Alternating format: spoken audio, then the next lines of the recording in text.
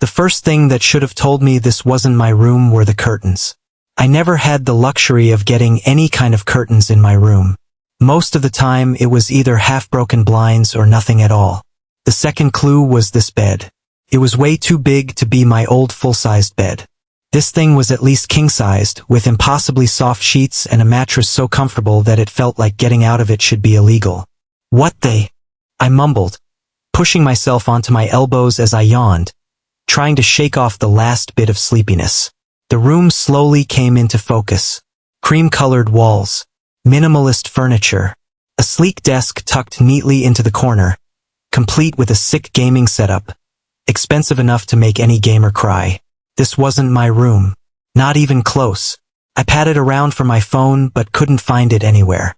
Damn. Did I get drunk last night or something?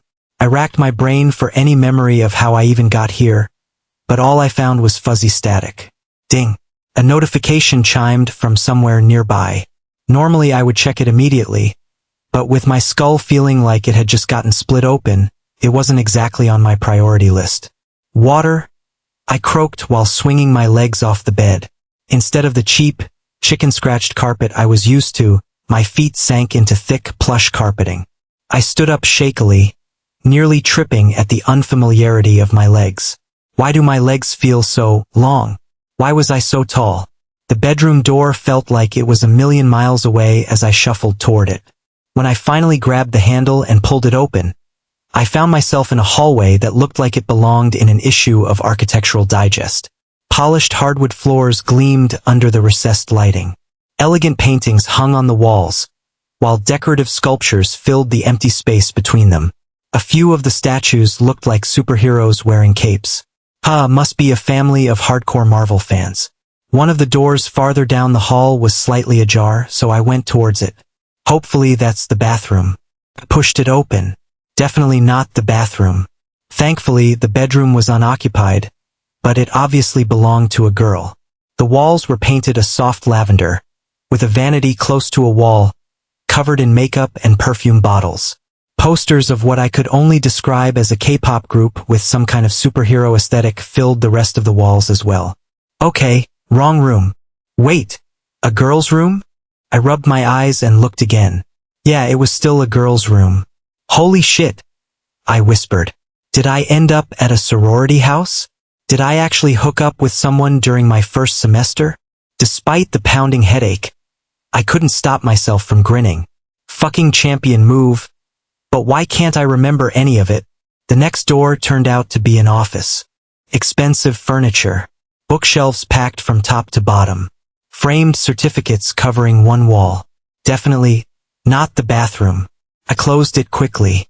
Door number 3 was a linen closet overflowing with towels. Fourth door, thankfully, was the bathroom. And what a bathroom. Massive, marble-countered, with a shower big enough for 5 people. I staggered over to the sink, turned the fancy faucet, and splashed cold water onto my face again and again. The shock of it helped clear my head a little. Taking a slow, deep breath, I looked up at the mirror. The stranger stared back at me. What the hell? I slapped a hand over my mouth before slowly lowering it, watching the reflection in the mirror do the exact same thing perfectly. The face in the mirror looked nothing like the me I remembered. He was tall and lean, with sharp cheekbones, messy dirty blonde hair, and striking amber eyes. Amber eyes? Who the hell has amber eyes? They stared back at me, wide with shock. Who the fuck are you? I whispered, watching the stranger's lips move in perfect sync with mine. I reached and touched my face. The skin felt warm and real underneath my fingertips. I tugged at my cheeks, stuck out my tongue, and blinked several times, only to see the mirror do the exact same movements. This is a dream, I muttered, nodding to myself. A very weird, ridiculously detailed dream. Any second now I'm going to wake up in my dorm room with a mother of all hangovers. Ding. That notification chime sounded again. This time, something flashed across my vision. It looked exactly like a heads-up display in a video game. Text floated in midair. Scumbag system. Welcome, host. System initialization complete. I blinked hard, But the text didn't disappear. Instead, another line appeared. Scumbag system. Memory integration beginning. Please stand by. What the actual? My head felt like it was exploding with the influx of information entering my brain. Names, places, faces. Years of memories that somehow didn't belong to me, yet felt as real as my own. I was the ward of Diane Fitzgerald, the unmarked son of fallen heroes. I was Lucas Belmont. I gripped the bathroom counter as the room seemed to spin around me, these foreign memories flooding my brain like a tidal wave. He lived in a city called Verano and dreamed of attending Halloran Academy. This society was filled with people who possessed supernatural powers known as aspects, all registered under an organization called the IHL. And there was me, Lucas Belmont, a guy with no powers at all.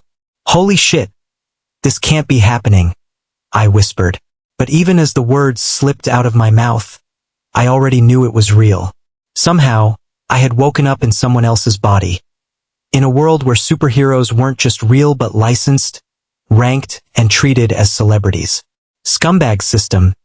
Memory integration complete. Host identity. Lucas Belmont. Status. Unmarked. Current mission. None. Mission? What mission? Scumbag system. Mission queue empty. Processing. The text hovered before my vision for a moment, then changed. New main quest unavailable. Alright then. I looked back in the mirror to see the stranger staring back at me, or rather myself now. Lucas wasn't bad looking. He just looked tired. Those amber eyes of his carried the weight of someone who had been through a lot. And now they carried my burden too. I splashed some more water on my face before grabbing the softest hand towel I'd ever felt to dry off. Okay, first things first. I need to get my bearings and figure out who Lucas Belmont truly was. I headed back into what I now understood was Lucas's bedroom, my bare feet silent on the hardwood floor. Halfway toward the room, another notification chimed. Oracle feed activated. Current threat assessment. None. Local points of interest. Kitchen, occupied. Sloane Fitzgerald present. Lines of text appeared in my peripheral vision, listing the house's layout along with the information about its current occupants. Apparently, part of this system included some kind of awareness feed that constantly told me where people were and what they were doing. That's not creepy at all, I muttered as I pushed open the door to Lucas's room. Inside, I found the closet and pulled it open. Rows of clothes hung neatly, expensive looking without being flashy. I grabbed a pair of jeans and a dark hoodie, both of which fit perfectly.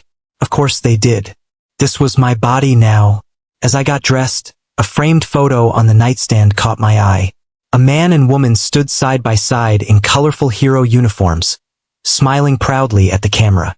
Lucas's parents. Damn, this kid had lost his parents, and now it seems like I had somehow taken over his life. That's rough, buddy. I picked up the photo to study the faces of Marcus and Raina Belmont. Heroes. People who died saving civilians. I'm sorry, I whispered. I wasn't sure whether I was apologizing to them, or to Lucas himself. After a moment, I gently set the photo back where I had found it and headed for the door.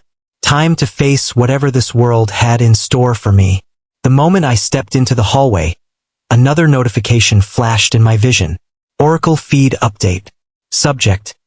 Sloane Fitzgerald. Location. Kitchen. Status. Irritated. Temptation gauge. 22%. Temptation gauge? I frowned. What the hell is a... The temptation gauge measures a woman's attraction level to the host. Subject. Sloane Fitzgerald. Status. Curious. 22%. I froze in the hallway. You're telling me this system tracks how much a woman wants to sleep with me? Affirmative. Increase in temptation gauges generate system points. And system points can be used to purchase gacha pulls. Gacha pulls award abilities. I stared into the empty hall for a long second. So, it's basically a dating sims reward loop bolted onto a gacha mechanic. I let out a dry laugh. All set in a superhero world where my only path to power is getting women hot enough so that I can fund my slot machine. Fantastic. Correction. The system awards genuine abilities through the gacha. These abilities cannot be detected through conventional aspect scans. I leaned against the wall trying to process this. So I can get powers? But nobody will know I have them because I'm registered as unmarked? Correct. And I get these powers by... System points are generated through relationship progression, temptation gauges measure progress, and missions accelerate progression. I pushed myself off from the wall, shaking my head. This is insane. I'm stuck in someone else's body, with a system that wants me to seduce women for gacha pulls, all the while living in a world filled with actual superheroes. Assessment accurate. I sighed. Well, at least you're honest. I muttered before shaking my head and continuing down the hallway toward the kitchen, guided by the oracle feed.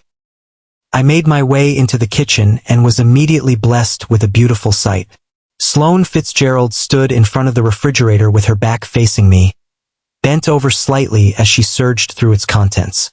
She wore a black sports bra and a pair of tiny booty shorts that showed off her peach-shaped ass. Her pink ponytail swung with every movement while a few loose stands framed her face. Fuck, those thighs could crush watermelons. Her ass was exceptional. Round, firm, yet somehow it still jiggled every so slightly as she shifted her weight and tapped her left foot on the ground. The scene was weirdly mesmerizing, and before I realized it, I was standing frozen in the doorway like an absolute idiot. Don't stare. Don't be that guy. You're better than this. I was, in fact, not better than this. Oracle feed update. Subject: Sloane Fitzgerald. Status: searching for a post-workout protein shake. Current attire minimal. Threat assessment: high if she catches you staring. Temptation gauge: 22% curious. Thanks for nothing, you creepy interface. Another notification flashed across my vision. This one was different. Bright red text with an obnoxious little peach emoji next to it. Direct hit new scumbag quest issued. Direct hit. Heroin candidate detected. Sloane Fitzgerald. Clipboard main quest available. Clipboard. Quest: get that peach. Peach. Objective: smack Sloane Fitzgerald's ass within 36 hours.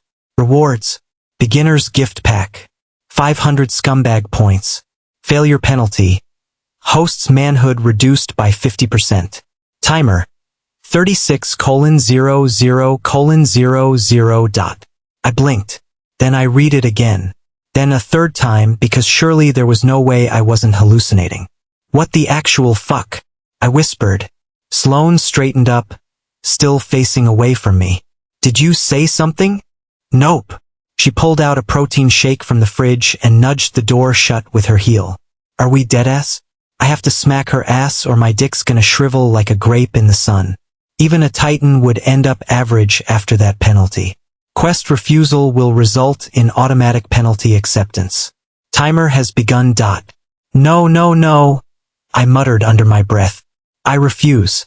This is insane. You can't just... Warning, warning. Refusal detected. Penalty will be applied in 5 seconds unless the quest is accepted. 5, 4. My hands clenched into fists. This fucking system. 3. Fine. Fine, I accept. Jesus Christ. 2. Quest accepted. Good luck, host. You'll need it. Smiling face with smiling eyes. Okay, whoever created this system deserved to get punched in the balls repeatedly. Sloane finally turned around, taking a sip from her protein shake. Her blue eyes narrowed the moment she saw me just standing in the doorway while staring at her like some creep. How long have you been standing there? I just walked in a second ago. Bullshit. She took another sip of her drink. I could feel you standing there and staring at my ass like a pervert. Now that she was facing me, I got the full picture. The black sports bra hugged her athletic figure and had a logo I didn't recognize. The midriff exposed her toned abs that were covered by a thin sheen of sweat that caught the morning sunlight streaming through the kitchen windows. From the front, the booty shorts showed off her long legs and the gap between her thighs. I honestly didn't know if the front view was better or worse than the view from behind.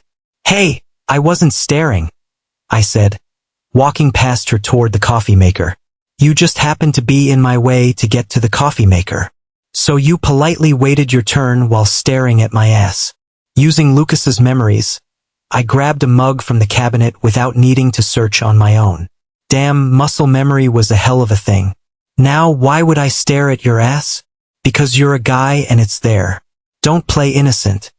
I know I look good. She wasn't wrong. I poured myself a cup of coffee from a pot that someone had already brewed. Narcissist much? I said. Maybe I was just spacing out. Spacing out while staring directly at my ass. I wasn't staring at your ass, Sloane. Then what were you staring at? The quest timer in the corner of my vision continued ticking down. 35 hours 58 minutes and 43 seconds. 35 hours 58 minutes and 42 seconds. I took a sip of the black coffee. Apparently Lucas drank it that way, and adding cream felt like too much effort than I was willing to put in. Nothing, I said. I was thinking about other stuff. What stuff? None of your business stuff. She stepped closer and set her shake down on the counter with a dull thud. You're acting weird. I'm always like this. No, you're not. She crossed her arms beneath her chest, making her modest-sized breasts look a little bigger. Normally, you'd have made some smart-ass comment by now. Instead, you're just standing there looking like someone hit you in the face with a brick. Subject: Sloane Fitzgerald. Suspicion level elevated. Recommended action: deflect with characteristic sarcasm. Maybe I'm turning over a new leaf. Less smartass, more class. You don't have class. I have some class. You have worn the same hoodie for 4 days in a row. I have 4 identical hoodies. She snorted at that, and finally some of the suspicion in her eyes faded away. Good. The last thing I needed was her getting suspicious of me.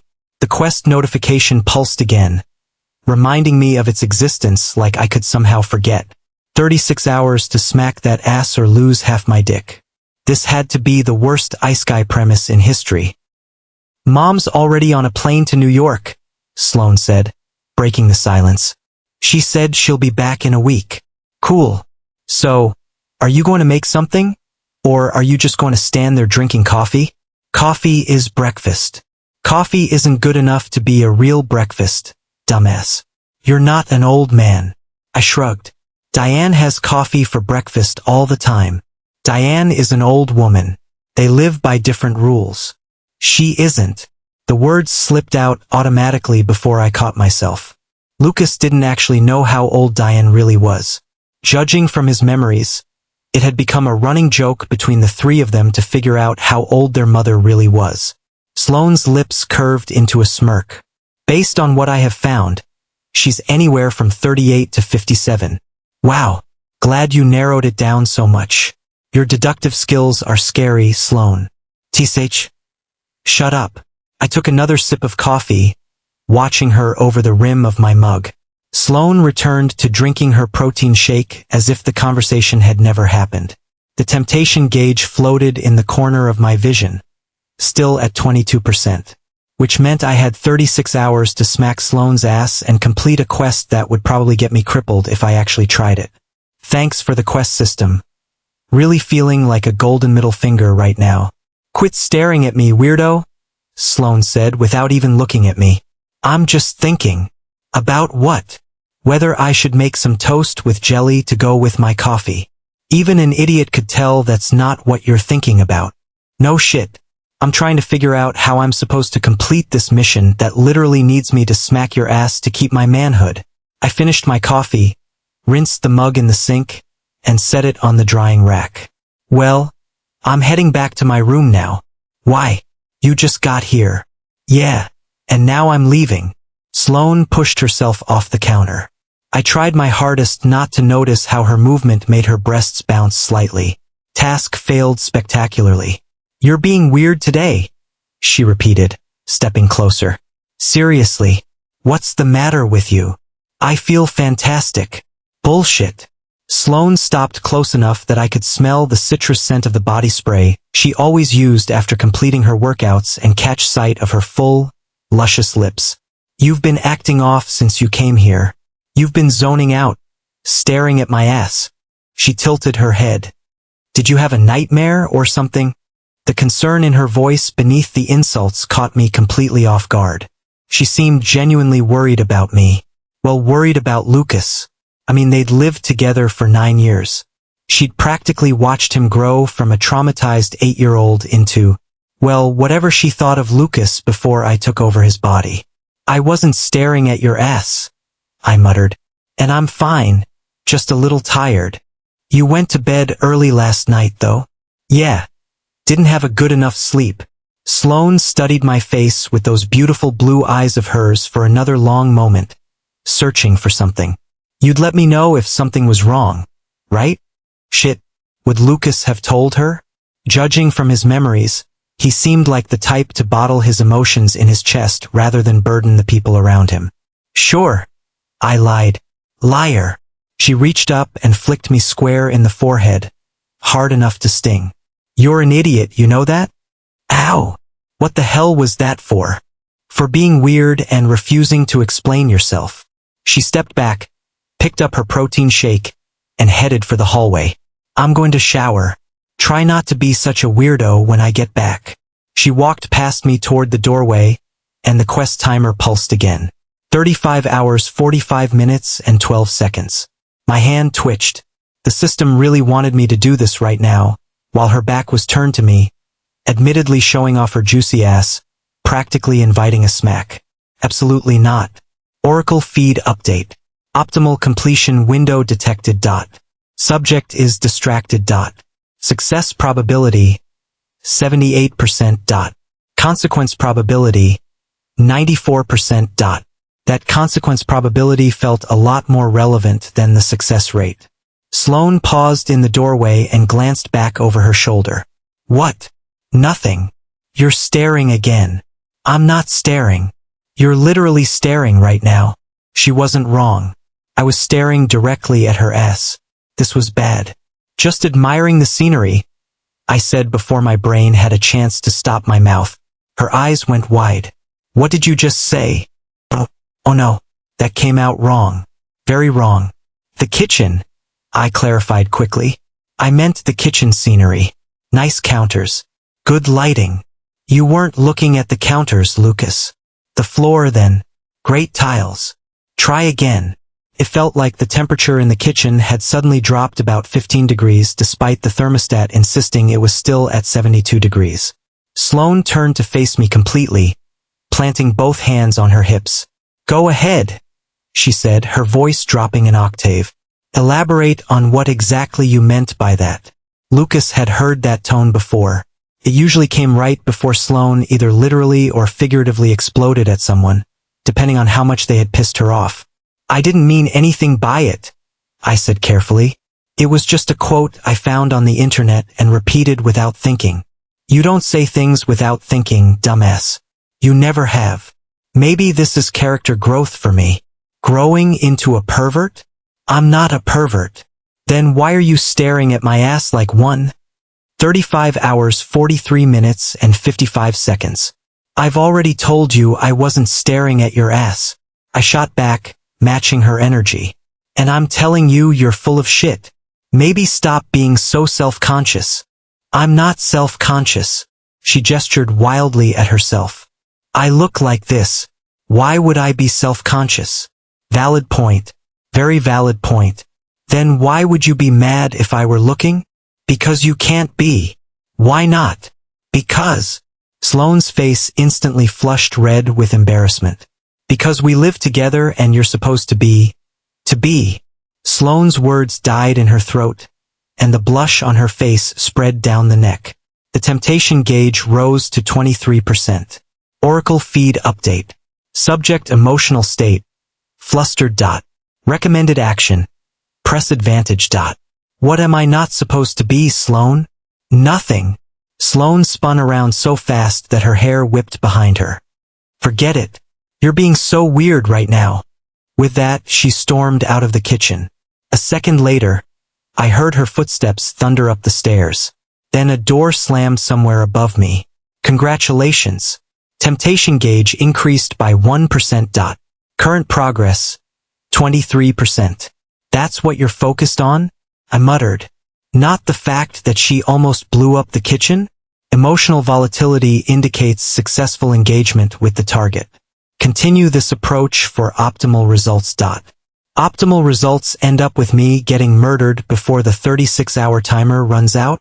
Death is not listed as a quest failure condition. You'll be fine. That's not reassuring. So, in the span of a few minutes, Sloane had gone from suspicious to angry to finally being flustered, and somehow her temptation toward me had increased. So that was what the system considers a success. Interesting. I decided to head back to my room. The house had gone quiet, broken only by the sound of my footsteps and the sound of a shower turning on in the upstairs bathroom, where Sloane was getting ready to shower. Don't think about how she looks naked. Oracle feed update. Subject: Sloane Fitzgerald. Location: second floor bathroom. Status: showering. I didn't ask. I hissed at the floating interface. Oracle feed. Information provided proactively for host awareness. Stop being so damn proactive. I made it back to my room and shut the door behind me, leaning against it with a long sigh. The quest timer still glowed in the corner of my vision like a countdown to my inevitable doom. This was fine. Everything was fine. I was absolutely going to die. I slumped back onto my comfortable bed and stared at the ceiling as if it might have all the answers to the universe. Unfortunately, it didn't. Yo system, I called aloud. Do I have a status screen or what? Status display initiated. A translucent blue panel materialized in my vision, hovering in there like some RPG menu screen. Status: name Lucas Belmont. DP 0. SP 0. Attributes: STR 10 AGI 10 Dex 10 Int 10 End 10. Active skills: 0 halves. Passive traits: 0 thirds. I stared at the screen for a long moment. 10s across the board. Huh? Am I really this much of an NPC? Compared to registered heroes with developed aspects? Yes. You are statistically below average in every measurable category. Thanks for the ego boost. Your current physical baseline would place you in the bottom 15% of Halloran Academy applicants. Damn it. I dragged a hand down my face. So this really is a hero society? Like with actual hero rankings and real villains? More of Lucas' old memories surfaced. Hero advertisements covered giant billboards. Rankings were updated every quarter like sports standings. Children manifested their aspects between the ages of 6 and 8, and the strongest were fast-tracked into elite prep programs if they were strong enough. This entire society, its economy, culture, everything was built around people with the best powers, and Lucas doesn't have shit. I wonder how it is different from my world, I muttered. Like, do they still have normal celebrities? Or is everyone just obsessed with heroes? What about existential contemplation detected? Would you prefer to focus on your immediate survival instead? Right? Because I have bigger problems.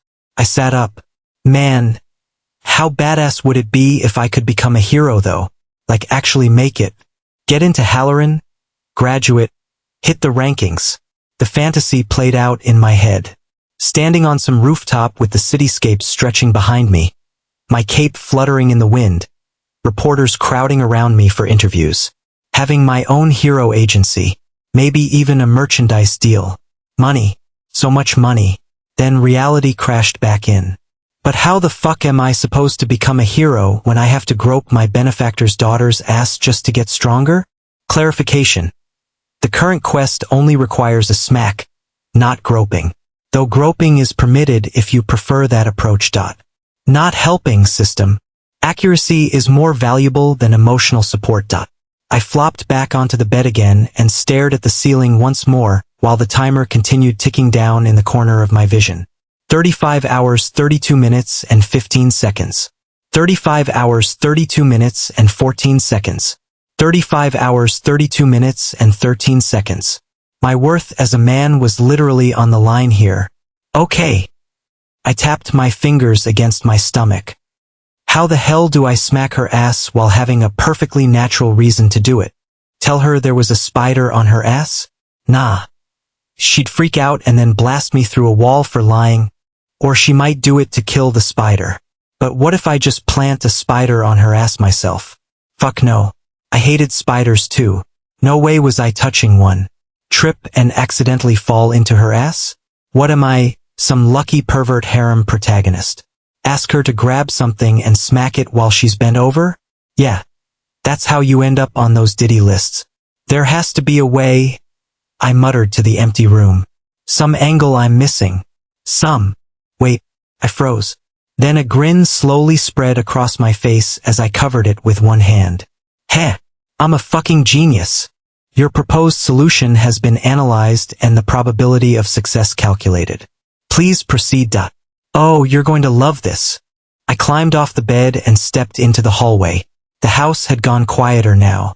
The sound of running water was gone. Looks like Sloane had finished her shower. I walked down the hallway to Sloane's closed bedroom door and knocked. No answer. I knocked again, louder and faster this time. The fuck do you want? Her irritated voice came through. I need to ask you something. Fuck off. It's important, Sloane. Don't care. Didn't ask. I knocked a third time. The door flew open so hard and fast that I nearly stumbled backward. Sloane stood in the doorway with her pink hair still damp and hanging loosely around her shoulder. She was dressed in an oversized band t-shirt that reached halfway down her thighs, and her piercing blue eyes narrowed at me with an irritated glare. What? I met her glare without flinching. Please teach me how to fight. Sloane stared at me with a blank expression. What? Did I stutter? I crossed my arms and leaned against the doorframe.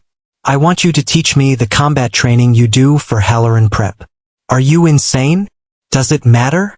Sloane stared at me like I had suddenly grown a second head. I don't know if you hit your head or something, but you're unmarked. You don't have an aspect. What's even the point? Self-defense. Self-defense. She repeated the words slowly, as if making sure she had heard them right. You want me to teach you self-defense? Against people with aspects, yeah. That's not how it works, dumbass. An unmarked person can't fight someone with a developed aspect. The gap is just too huge. That's why the licensing system exists. So you're saying I'm helpless? No. I'm saying be realistic. Sloane shifted her weight, resting a hand on her hip, which caused her shirt to ride up a little. There's no way an unmarked can beat a strong aspect user. No way, no how. But you already know that. So what the hell changed? Damn. The previous Lucas had been put down by the world with his unmarked status. So much so that he resigned to spend the rest of his life being in the shadow of those who mattered. Yep. I'm not spending my new lease on life playing an extra in someone else's story. Maybe I just got tired of being so damn useless. I replied. Sloane took half a step back at my crass response, a flicker of pity crossing her face. You're not totally useless. Then prove it. Train me. Lucas. What's the harm? You train every day anyway. Let me tag along. Worst case scenario, I will embarrass myself and you get a good laugh out of it. She bit her lips, her brow furrowing as she considered my offer. I'm so close to a yes. I can practically feel it. Oracle feed update. Subject emotional state. Conflicted. Interest level increasing. Recommended action. Maintain pressure. I'll make breakfast every morning for a week. I added. You hate cooking. I'll suffer through it. You'll burn the kitchen down. Then you can blast me through a wall. Win-win. The corner of her mouth twitched into a smile. You're actually serious about this. Dead serious. Why? Because I'm tired of watching from the sidelines. I met her gaze. You're going to Halloran. You're going to become a top hero. And I'm going to be what? The guy who lives in Diane's house and has no future? Fuck that. Her eyes widened ever so slightly. I struck something. Some nerve I hadn't ever known existed. You really think I'm going to be a top hero? Obviously. I shrugged. You've got a legendary rarity aspect you manifested early, and you've been training for the whole 9 years. You'd have to actively try to fail if you would want to. That's... She looked away, her cheeks flushing pink. That's not how it works. Plenty of people with powerful aspects wash out. You won't. You don't know that. I know you. The words came out of my mouth before I could stop them. Lucas's memories supplied the conviction. You never quit. Ever. Even when you probably should. It's annoying as hell. But it's also why you're going to make it. The blush spread down her neck. She tucked a damp strand of hair behind her ear, still avoiding my eyes. 25%. Oracle feed update. Subject emotional state. Flustered. Vulnerability window detected. Success probability increasing. Fine, she said at last. I'll train you, but I'm not going easy on you just because you're unmarked. If you can't keep up, that's your problem. Victory. Sweet, unexpected victory. Deal. And you're making breakfast every morning for 2 weeks now. Not one. Wait. 2 weeks or no training. She crossed her arms, making her shirt right up again. Take it or leave it. I could argue. I probably should argue. 2 weeks of cooking was going to kill me. But I needed this. Needed the access. Needed a reason to be close to her that didn't immediately scream suspicious creep. Fine. 2 weeks. Good. She stepped back into her room. We start tomorrow. 6:30 a.m. Meet me in the training room downstairs. If you're late, the deal's off. There's a training room downstairs? Of course there is. Diane runs a hero PR agency. Do you really think she wouldn't have training facilities? She paused in the doorway. Wear something you can move in. And don't embarrass yourself too badly. I have a reputation to maintain. Your reputation will be fine. It better be. She started to close the door, then stopped. And Lucas. Yeah. Thanks. For what? For what you said. About me making it. The vulnerability in her voice caught me off guard. This wasn't the loud, aggressive Sloane from earlier. This was someone younger. Someone uncertain. Someone human beneath all that explosive power. I meant it, I said. She gave a single nod before quietly shutting the door. I stood in the hallway, staring at the closed door, trying to process everything that had just happened. Congratulations. Quest conditions optimized. Subject trust increased. Physical proximity opportunities secured. I'm not doing this just for the quest, I muttered. Your motivations are irrelevant to the outcome. Quest completion probability now estimated at 67%. Still not helping. I headed back to my room, my mind racing with thoughts. Training with Sloane meant regular contact. Close quarters. Barring. Physical engagement with a perfectly legitimate excuse. Which meant opportunities. Lots of them. Spread across multiple days. I flopped back onto my bed, feeling better than I had since waking up in this body. Okay, system, real talk. What are my actual chances here? Of quest completion? 67%, as previously stated. Of survival beyond the quest? 43%. Of successfully integrating into this household without arousing suspicion? 22%. Those are terrible odds. You are an untrained civilian inhabiting the body of a trauma survivor in a world where superhuman abilities are normalized and regulated. Terrible odds are a generous assessment. I laughed. Couldn't help it. The whole situation was so ridiculous that it somehow looped back around to being funny. What about becoming a hero? Actual hero? Licensed? Ranked? The whole thing? Current probability, insufficient data. Recommend completing tutorial phase before attempting advanced scenarios. Define tutorial phase. Tutorial phase concludes upon host making it to the Halloran Academy entrance examination. Time limit. 90 days. My life is a joke. Your life is a calculated progression system designed to optimize your growth through incremental challenges. Any resemblance to a joke is coincidental. I closed my eyes as exhaustion finally hit me at once. Too much had happened in too little time. Waking up in someone else's body. Meeting Sloane. Learning about the system. Accepting an impossible quest. Somehow convincing Sloane to train me.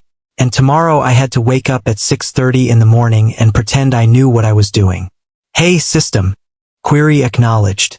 What happens if I actually fail the quest? Like worst case scenario. Timer runs out and I haven't completed it. Penalty enforcement is automatic and irreversible. 50% reduction in specified anatomy. Physical modifications cannot be restored through system functions. So I'd be stuck like that. Correct. Forever. Correct. Great. No pressure then. Pressure is an intentional design feature. Motivational architecture functions optimally under constraint. I opened my eyes and looked at that timer again. 35 hours, 12 minutes, and 8 seconds. 2 days. I had 2 days to figure out how to complete a quest that should have been impossible. Except, now I had a training schedule with Sloane. Regular contact. Close proximity. Legitimate reasons to be close to her. I can do this, I said to the empty room. I'm smart. I'm adaptable. I've read enough light novels to know how progression systems work. This is just another challenge. I paused all of a sudden. But what happens after that? Additional quests will be assigned as progression continues. Long-term objectives include Halloran Academy admission, aspect ability acquisition, and heroine relationship development across multiple targets. Multiple targets. I processed that. How many are we talking? Data insufficient. The heroine roster expands based on the host's interactions and story progression. So it isn't just Sloane. Correct. Current active heroines, too. Sloane Fitzgerald, Diane Fitzgerald. Additional heroines will be introduced as circumstances develop. Diane, right? She'd have a temptation gauge too. I'd seen it during the initial briefing. 8%. Neutral. Nothing active. I don't think I can go there with Diane, I said firmly. She took Lucas in, gave him a home. I'm not repaying that by. Host's autonomy is respected within quest parameters. No missions will force interactions with subjects you explicitly decline. However, declining heroine progression will reduce system point generation and limit available gacha pulls. So I could refuse. But refusing meant slower progression, fewer abilities, and staying weak longer. We'll cross that bridge when we get there, I decided. Right now, Sloane. Focus on Sloane. Acknowledged. Primary target confirmed. Sloane Fitzgerald. Current progress, 25%. Quest deadline, 35:09:22. I spent the next few hours at my desk, laptop open, diving into this world's version of reality. The memories gave me context. The internet filled in the actual details. I started with the basics, hero rankings, licensing requirements, the IHL Accord, and all the institutional machinery that turned superpowers into a regulated profession instead of unchecked chaos. The Hero Network maintained a public-facing website with rankings updated every quarter. California alone had over 300 licensed heroes across all ranks. Nationwide, more than 2,000. And those were just the ones who had passed the licensing exam and kept their credentials updated. The top 100 each had their own pages, complete profiles, win rates, case resolution stats, public approval ratings that looked more like polling data for presidential candidates. I scrolled through the California rankings first. A few names seemed familiar from Lucas's memories before I stopped at number 14. Grande Dame.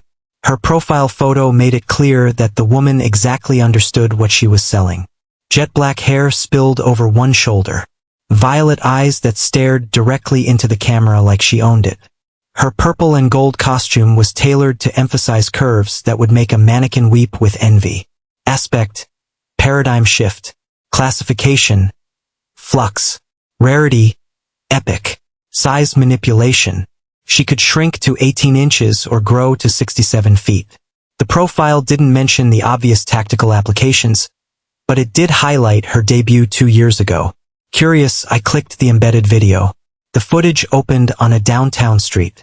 A villain threat, some guy with concrete manipulation aspect was ripping up the pavement in a standard property damage scenario. 3 heroes were already on the scene, struggling to contain him.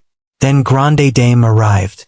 She strolled into frame at normal height, hips swaying in a way that made the camera operator forget their job for 2 full seconds. The concrete manipulator didn't even see her coming. Then she started growing mid-stride. 20 feet. 30. 40. The growth didn't stop until she towered over the entire street, her purple costume somehow stretching with her, somehow maintaining perfect coverage at scale. Then came the kick. She pivoted, her leg sweeping through the air with enough force to probably register on nearby seismographs. The villain was flung backwards into a brick wall, hard enough to leave a crater. Fight over. Threat neutralized. And then she struck a pose. One hand rested on her hip while the other brushed her hair aside. She looked down at the cameras with a smile of someone who knew exactly how good she looked doing this. The comments section was exactly what I had expected. Half the posts were about her tactical performance. The other half were significantly less professional. Damn, I muttered. America's ass just got a new contender. The Oracle feed stayed silent. Apparently, it had no opinion on Grande Dame's posterior. I kept scrolling until I found a financial blog that had estimated the net worth of the nation's top 10 heroes. Number 10 clocked in at 42 million. Endorsement deals, licensing fees, merchandise revenue. Being a top-ranked hero wasn't just prestigious. It was obscenely profitable. The figures climbed as the ranks descended. Number 5, 87 million. Number 3, 130 million. Number 2, prominence, 218 million. I clicked his profile. The photo showed a man built like a Greek statue brought to life. Blonde hair, blue eyes, a smile so flawless that it looked photoshopped. His white and gold costume was accented with red, covered in sun motifs from head to toe. Aspect, solar flare. Classification, channeler. Rarity, legendary. Superheated plasma generation.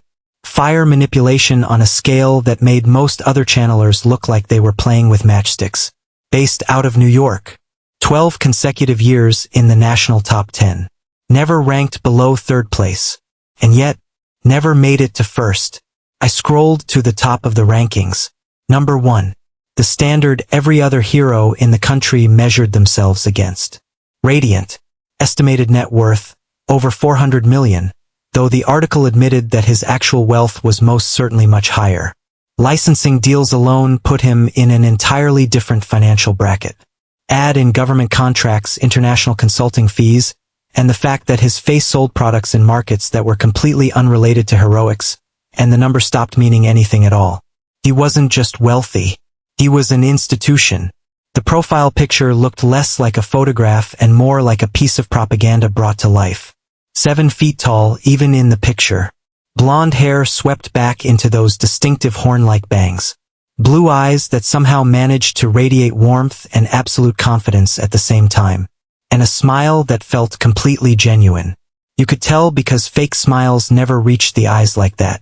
His costume was a bold mix of red, white, and blue with gold trims. Primary colors that screamed American iconography without being subtle about it. Aspect, superpower. Classification, flux. Rarity, legendary plus. The plus sign was unusual and caught my attention. Most aspects topped out at legendary. Whatever his superpower was, it exceeded the standard classification system. The description was frustratingly vague. Enhanced physical abilities. Extreme durability. Strength on a scale that made standard metrics inadequate. He'd held the number 1 ranking for over a decade.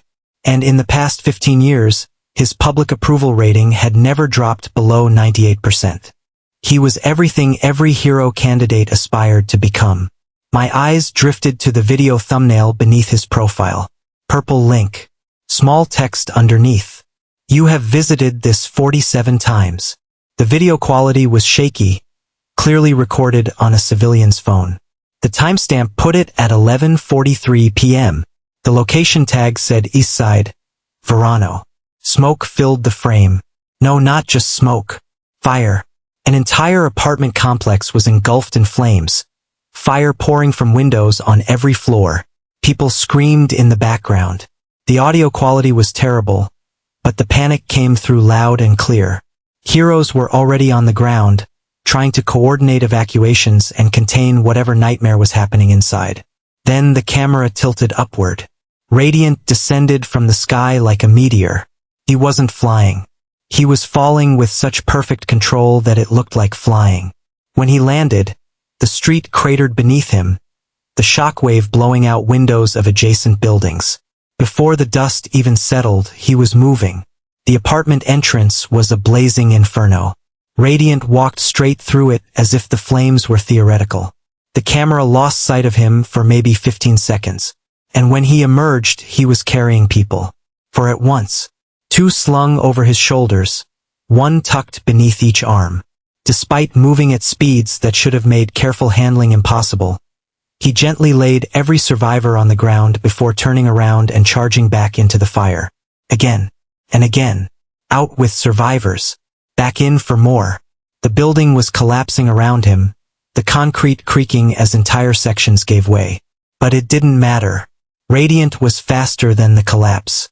Parts of his costume had caught fire, small flames that clung to the fabric. But he ignored them completely.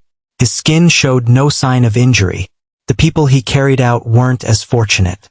Even through the terrible footage, I could see that they were unconscious or close to it due to smoke inhalation and burns. He brought them out anyway. 27 people. 27 lives were pulled from a structure that should have become their tomb. And then, he laughed. The sound carried clearly across the street and even through the phone speaker. It wasn't mocking laughter. Not cruel. Just a laugh of someone genuinely relieved. Someone happy that everyone had made it out alive. "Everyone's safe," he called, his voice booming across the street without sounding like he was shouting. "The fire department can handle the rest. You're all safe now." The crowd's response was immediate. Some cheered. Some cried. Families who just watched their homes burn down to the ground were cheering because Radiant had saved them. The video ended there. For minutes, 18 seconds. I leaned back in my chair, staring at the frozen final frame. Radiant's smile filled the screen. 47 times. Lucas had watched this 47 times. The hero who saved everyone with a smile. "System," I said quietly. "How strong is Radiant actually?" The interface materialized. Radiant's combat capabilities exceed standard measurement parameters. Estimated power level places him in the top 0.01% of all registered aspect users globally. That's not an answer. Radiant has never been observed working at his full capability. Current projections suggest his maximum output remains undocumented. So he's holding back. Always. Correct. Public safety regulations and collateral damage concerns limit his operational ceiling. I clicked back to the profile and scrolled through his case history. Disaster response. S-class villain containment. International crisis intervention. The man didn't just operate in California. Wherever the worst disasters happened anywhere in the world, Radiant was there. And somehow, he always arrived in time. What happens if I meet him? I asked. Insufficient data for meaningful projection. Radiant maintains professional distance from Academy students. Probability of direct interaction remains low until host achieves a significant ranking. But it's possible. All outcomes are possible given sufficient progression. I closed the laptop and leaned back, letting everything sink in. Radiant was the summit, the absolute peak of what a hero could become. For $100 million. Universal admiration. Power that redefined what aspects were capable of accomplishing. And here I was, sitting alone in a bedroom with baseline stats of 10 across the board, an unmarked registration, and a system whose first quest wanted me to smack my pseudo-sister's ass for a reward. The gap between us was so absurd that it almost became funny. "I'm going to Halloran," I said to the empty room. "I'm going to pass the entrance exam. I'm going to become a licensed hero. And one day, I'm going to stand in the same room as him without feeling like a fucking insect." Ambition acknowledged. Current probability of scenario completion. 1.2%. I smiled. "I'll take those odds. Your optimism is noted. I opened the laptop again and started searching for Halloran Academy's entrance requirements. The exam format, pass rates, what they actually tested, aspect control and output, combat capability, crisis response, hero law knowledge, public communication skills. Everything was designed to filter out candidates who could survive the profession from candidates who would get themselves or someone else killed trying. The pass rate for unmarked was 0.7%. 7 out of every 1,000. Most of those who made it had money, connections, or both. Enough political leverage to convince institutions to overlook the statistical liability. I had Diane Fitzgerald. That counted for something. Her agency had produced heroes who ranked in the top 50. She understood how the system worked from both sides. But that alone wouldn't be enough. Not if I showed up as nothing more than a baseline human without an aspect and unexceptional skills. The system was my advantage. The gacha could grant me abilities that standard scans wouldn't detect. Oracle Feed gave me an information advantage. And the quest system forced me to keep on progressing whether I wanted it or not. All I had to do was complete quests, raise temptation gauges, accumulate system points, pull abilities. Just then my phone buzzed. Sloan. Training starts at 6:30 a.m. Don't be late. And don't forget to bring water. Lucas. I'll be there. Thanks for doing this. 3 dots appeared. Disappeared. Then it appeared again. Sloan, don't thank me yet. You're going to regret asking for this. Lucas. Probably. Still worth it. The dots bounced for nearly 10 seconds before her message came through. Sloan. Get some sleep tonight. You'll need it. I set the phone aside and checked the quest timer. 26 hours 47 minutes and 12 seconds. 26 hours until the deadline. 1 training session scheduled. Multiple opportunities to make physical contact in a setting that wouldn't immediately raise suspicion. I can work with this, I muttered. Recommended approach. Establish a physical training routine that normalizes contact. Utilize correction techniques that require touch. Build familiarity through repetition before attempting quest completion. You're suggesting I actually learn something. Secondary benefits do not invalidate primary objectives. Acquiring combat skills increases survival probability across all scenarios. Fair point. I was a baseline human in a world of superpowers. Knowing how to fight, even badly, was definitely better than not knowing at all. I pulled up another search. Hero combat styles. Training methods for unmarked individuals attempting the licensing exam. Most of the results were discouraging. Articles explaining why the odds were statistically against them. Forum threads filled with failed candidates insisting that the gap couldn't be overcome through effort alone. Then one thread caught my attention. It had been posted 3 years ago by someone using the username AspectlessWonder. Passed the exam on my 4th attempt. Yeah, 4th. Here's what nobody tells you about being unmarked in a hero academy. You can't win fair fights. Stop trying. Learn to cheat better than people with powers. Environment is your aspect. Information is your aspect. Surprise is your aspect. Everything else is cope. The post had 47 replies. Most dismissive. A few were genuinely interested. I kept reading. They test you against aspect users in the practical exam. You will be outmatched. Accept this. Your job isn't to win. It's to demonstrate you understand combat well enough to not die immediately. Show them you can read the situation. Show them you can adapt. Show them you aren't a liability waiting to happen. I passed by fighting dirty and surviving longer than they expected. Traps. Ambushes. Using their very aspect against them whenever possible. The proctors don't care if you win pretty. They care if you win at all. The username checked out.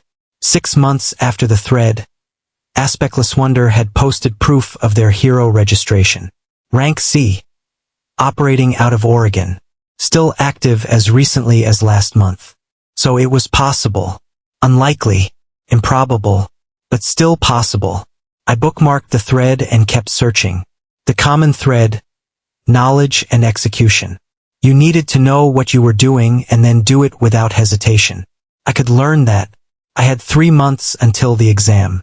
90 days to go from a baseline human to someone competent enough that Halloran couldn't justify rejecting. 90 days to build a gacha loadout that gave me actual combat capability. 90 days to raise Sloane's temptation gauge high enough to keep the system points flowing. My stomach twisted at that last thought. I would be exploiting the feelings of someone who had known Lucas since childhood, turning her trust into progression rewards. Is there any other way to earn system points? I asked. Alternative acquisition methods exist but remain locked until the host completes the tutorial phase. Primary currency generation currently requires heroine progression. So I was stuck with this method until I proved I could actually use the system. I closed the laptop and got to my feet. The room suddenly felt smaller than it had that morning. Claustrophobic in a way that had nothing to do with the physical space.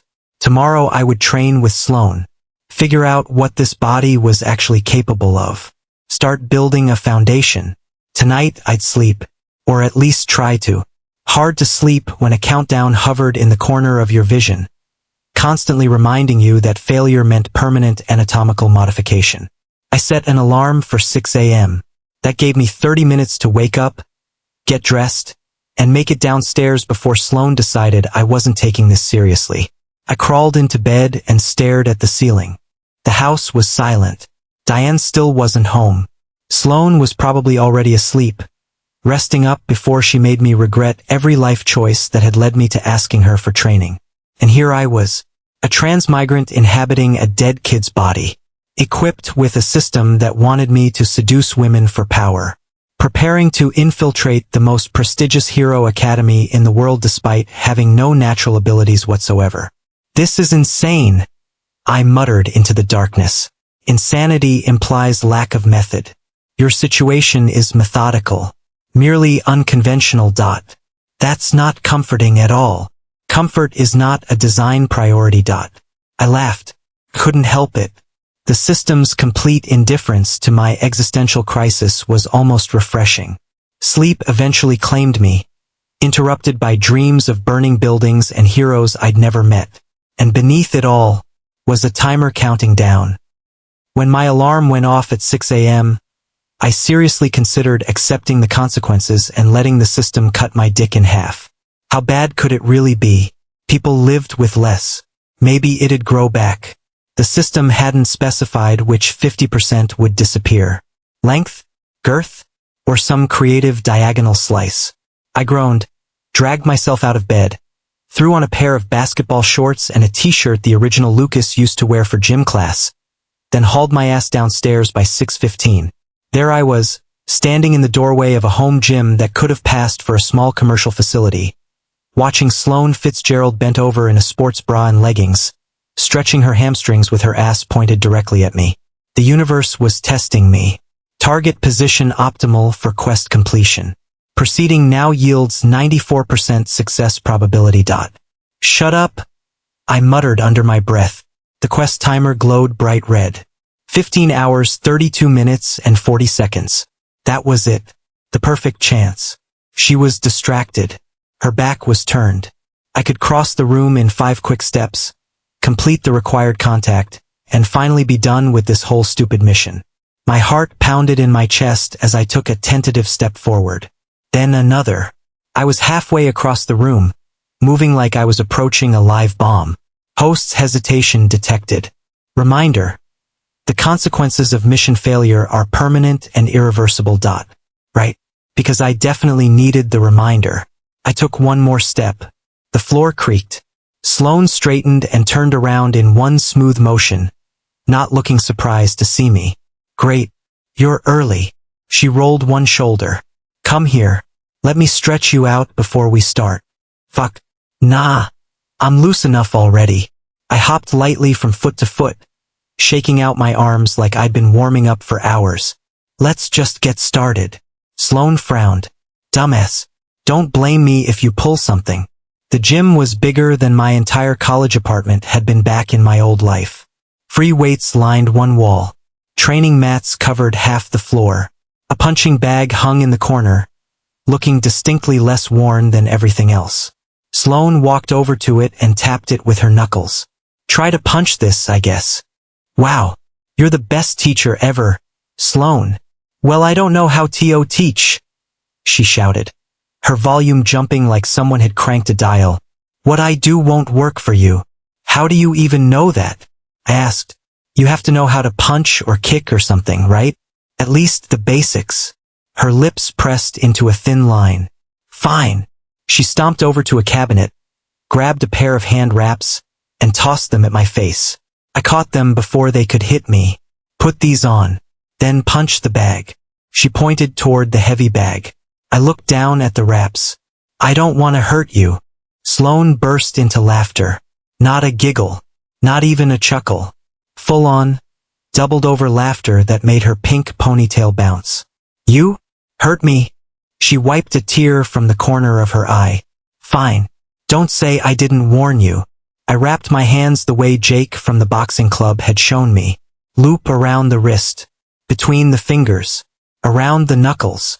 Tight enough for support but loose enough to keep the blood circulating. Sloane watched with a blank expression. You taking this seriously or what? Yeah, I am. Something in my tone made her eyebrows rise slightly. Good. I was getting tired of being underestimated. I squared up to the bag, planted my feet, and rotated my hips the way Jake had taught me. The punch landed with a satisfying thud. Not especially powerful but clean. Physical analysis. Form acceptable. Power output. 26% of average Halloran applicants. Not terrible, Sloane said, her arms crossed over her chest. Do it again. I threw another punch. Same form. Same result. Again. I punched the bag 10 more times. My form slipped on the 8th. Sloane caught it instantly. Your elbow dropped. Reset. I adjusted my stance and kept going. My knuckles started to burn through the wraps. Physical conditioning recommended. Current stamina insufficient for combat applications. Thanks for the insight, Captain Obvious. Let's try something else, Sloane said after my 20th punch. You're not going to win fights by just punching things. So what's the alternative? I asked. Run away. She narrowed her eyes. You joke, but yes, sometimes. Knowing when to retreat is a skill most heroes never learn. That was actually decent advice. So what are you going to teach me? How to run away with style. I'm going to teach you how to not get hit. She walked to the center of the training mat. Come at me. I blinked. What? Attack me. However you want. You want me to hit you. I want you to try. I suddenly became very aware this was probably a trap. Sloane's aspect was detonation. She could literally make things explode on contact. But the quest timer kept ticking down. If I could manufacture a reason to make contact during sparring. I stepped onto the mat and circled her cautiously. She watched me like a cat tracking a particularly stupid mouse. Any day now, she said. I lunged forward with a straight punch. No telegraph. Nothing pulled. Sloane barely shifted 2 inches to the left. My punch hit nothing but empty air. Before I could recover, her palm lightly tapped my ribs. Dead, she said. Again. I reset and came at her with a combination. Jab, cross, hook. She slipped past all 3 without moving her feet and then tapped my throat with 2 fingers. Dead again. It went on like that for 10 minutes. I attacked. She avoided everything with the smallest possible movements, casually tapping different parts of my body to indicate fatal strikes. I never got anywhere near her. Not even close. The quest timer mocked me from the corner of my vision. Quest completion probability decreased to 42%. Alternative strategy required. You're overthinking it, Sloane said. Stop trying to create the perfect opening. Just move. I wiped the sweat from my forehead. Easy for you to say. You've been training for 9 years. And you've been doing nothing for those same 9 years. That stung. Mostly because it was true. The original Lucas had wasted his life feeling sorry for himself. All right, teacher. Show me how it's done. I curled my fingers in a come here gesture. Attack me. Sloane laughed. You sure about that? I need to see what I'm aiming for. She shrugged. Your funeral. I braced myself. Squared my stance. Prepared for. I was flat on my back, staring at the ceiling. Sloane stood over me. I hadn't even seen her move. What the? First lesson, she said. Never assume you can keep track of someone faster than you. She offered her hand. I took it. Her palm was warm and rough with calluses. Physical contact established. Temptation gauge plus 1%. Current level, 26%. She pulled me up with enough force that I stumbled forward, nearly crashing into her. I caught myself by planting a hand on her shoulder. Physical contact maintained. Temptation gauge stable. Subject comfort threshold maintained. Sorry, I muttered. For what? Being slow? She asked with a smirk but didn't pull away from my hand. Heat crept up my neck. For assuming I could keep up with you. She stepped back, and my hand slipped from her shoulder. At least you learn quick, she said. Let's try something else. For the next hour, Sloane ran me through basic defensive postures. She showed me how to protect my head, absorb impacts I couldn't avoid, and fall without breaking anything important. By the end of it, I was drenched in sweat. Every muscle in my body burned. But I was learning. Actually learning. Physical stats increasing. END plus 1. Current value, 11. A notification popped up in my peripheral vision. Clipboard side quest available clipboard. Quest. No pain, no gain. Description. The host's body is a disgrace. Its physical parameters fall well below the acceptable baseline for a protagonist. Fortunately, an opportunity for state-sanctioned improvement has presented itself. Do not waste it. Objective. Complete 10 training sessions with heroine candidate Sloane Fitzgerald. A session is defined as a minimum of 60 minutes of continuous, good-faith physical training. Rewards. Random skill pull ticket. Guaranteed rarity. EB. X1. Plus 10 stat points. Time limit. 30 days. System note. Progress is its own reward. However, tangible incentives have a well-documented history of improving compliance. Consider this an investment in your future utility. Well, that was convenient. Almost as if the system had finally decided to work with me instead of against me. Let's take a break, Sloane said. She walked over to a mini fridge which I had somehow missed, and tossed me a water bottle. I caught it one-handed. Small victory. She grabbed one for herself and drank nearly half of it in a single gulp. A few drops spilled from the corner of her mouth, running down her chin before dripping onto her chest. Her sports bra turned dark from the sweat and clung to curves that, stop staring, idiot. Target susceptibility increased during physical exertion.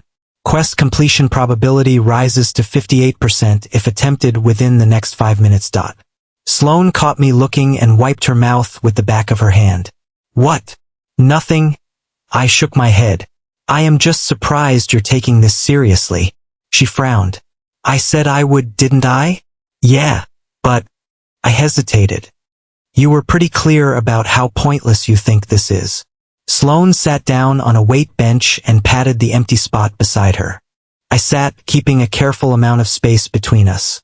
Look, she said. You're unmarked. That's just a fact. But, she trailed off, staring into her water bottle as if it might have the answers. But what? But I respect that you're trying, she said at last. Most people would have simply accepted it and moved on with their lives. Found a normal job. Lived like a normal person. I'm not most people. She snorted. Clearly. We sat in silence for a moment.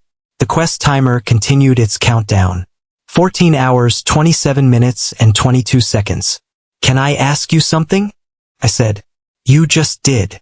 Haha. Seriously though. She shrugged. Go ahead. Why do you care if I apply to Halloran? It doesn't affect you either way. Sloane went completely still.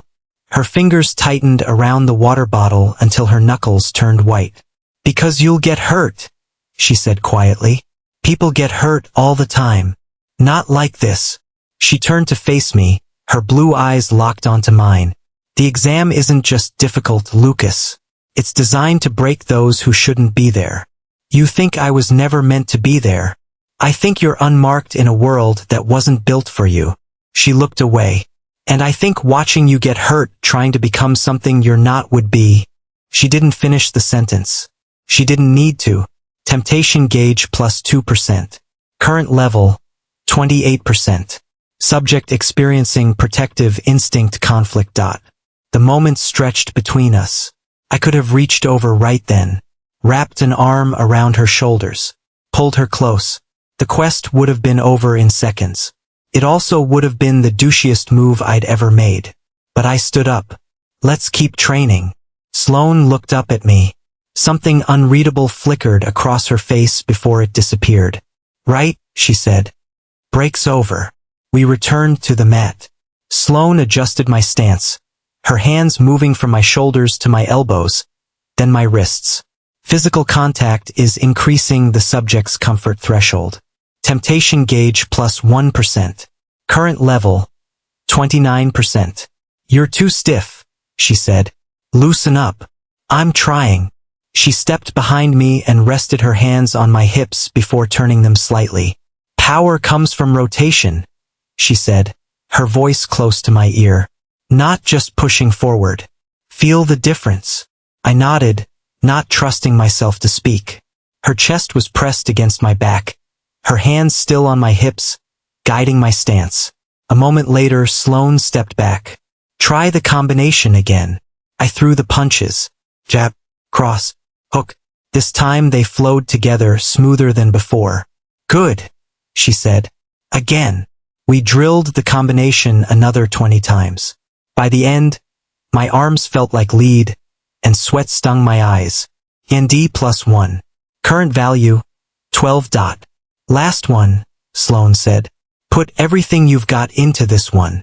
I summoned the last scraps of energy I had left and threw the combination as hard as I could. The final hook carried me too far. I lost my balance and stumbled to the side. Sloane caught me by the arm before I could fall and steadied me. Careful, she said. Don't hurt yourself. Our eyes met. She was still holding my arm. Her face was flushed from exertion, and strands of pink hair stuck to her forehead with sweat. Quest completion probability, 92%. I could have done it right then. Finished the ridiculous quest. Saved myself from anatomical disaster. But I couldn't. Not like that. Thanks, I said, gently pulling my arm free. I think I'm done for today. Sloane nodded. Not bad for your first session. You didn't cry or throw up. Setting the bar real high there. For an unmarked? Yeah, actually. She shrugged. She grabbed a towel and tossed it over. Same time tomorrow? The quest timer read 14 hours, 22 minutes, and 15 seconds. I didn't have until tomorrow. Maybe we could train again tonight? I suggested. After dinner? Sloane raised an eyebrow. Eager, aren't you? Just trying to make the most of your generosity before you come to your senses. She laughed. Fine. 8 o'clock. Don't be late. I nodded. I'll be here. Sloane headed for the door, then stopped.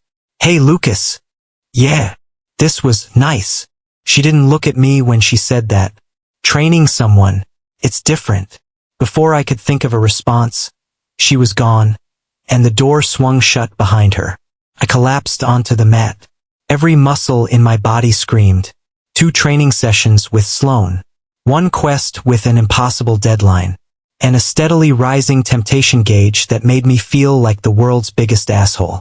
Host is experiencing moral hesitation. Reminder. Quest failure consequences are permanent. I know, I muttered to the empty room. I fucking know. I checked the quest timer again. 14 hours, 21 minutes, and 4 seconds. I had until tonight to figure something out. 1 more training session. 1 more chance. Otherwise, I would lose half my manhood to a system that couldn't care less about my ethical dilemmas. A bitter laugh escaped me. This wasn't even close to what I'd expected when I woke up in someone else's body. Suggestion: focus on mission parameters. Moral considerations are secondary to survival. Easy for you to say. I stood up slowly. My legs wobbled beneath me. You're not the one who has to live with the consequences. Incorrect. System functionality is directly tied to the host status. Your failure negatively impacts operational parameters. So you're saying we're in this together? I snorted. How heartwarming. Sarcasm noted. Ineffective as a problem-solving mechanism. I grabbed my towel and water bottle and headed for the door. Tonight's session was my last chance. I needed a plan. One that didn't leave me feeling like complete garbage. The quest timer continued its merciless countdown. 14 hours, 18 minutes, and 22 seconds. 14 hours, 18 minutes, and 21 seconds. 14 hours, 18 minutes, and 20 seconds. The shower water was hot enough to sting. I stood beneath the spray, letting it wash away the sweat off me. Every muscle in my body screamed after the training session. My shoulders ached, and my legs felt like they had turned jelly and would give out at any moment. Still, worth it. 2 more stat points. A new side quest that actually made sense. And Sloane's temptation gauge had gone up without me having to do anything creepy. Well, mostly without doing anything creepy. I lathered up and rinsed off, trying not to think about the quest timer that was still ticking away in the corner of my vision. 12 hours and 43 minutes. Plenty of time. I'd figure something out during tonight's session. The hot water ran out faster than I expected. I finished up, wrapped a towel around my waist, and dried myself as the steam clouded the bathroom mirror. My reflection slowly appeared through the fog in patches. It was still strange seeing this face instead of my own. Sharp cheekbones, amber eyes, a scar cutting through my left eyebrow.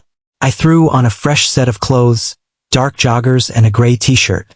My usual hoodie stayed on the bed. It was way too hot for that right now. Downstairs, I headed straight for the kitchen. My stomach growled loud enough to echo off the marble countertops. Training had burned my calories like crazy. I needed food. Lots of it. The fridge was fully packed. I grabbed everything I needed for a protein shake. Milk, a banana, peanut butter and protein powder. Tossed it all in the blender and hit the switch. The Oracle feed lit up. Target approaching from upstairs. ETA, 47 seconds. Subject status. Relaxed, recently showered, wearing minimal clothing. I ignored it and poured the shake into a glass with a thick swirl. Then I took a long drink. Tasted like chocolate peanut butter. Not bad. The living room practically called to me.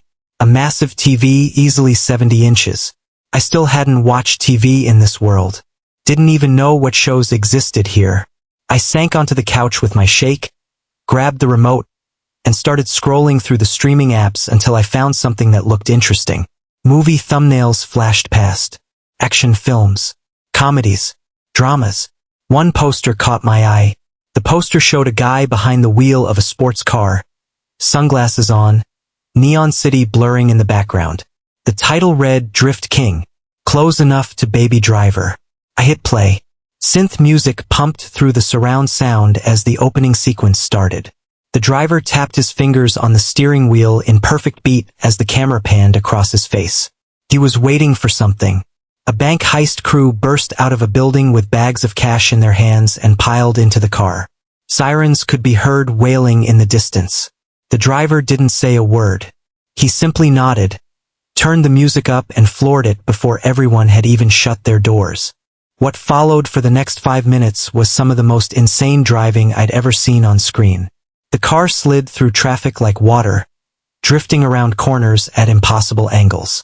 Every turn, every gear shift, every near miss was perfectly synced to the beat of the music, which never stopped and never broke its rhythm. I leaned forward. This was good. Really good. Footsteps echoed behind me. What are you watching? I didn't bother turning around. A movie. Sloane walked into view and stopped directly between me and the TV.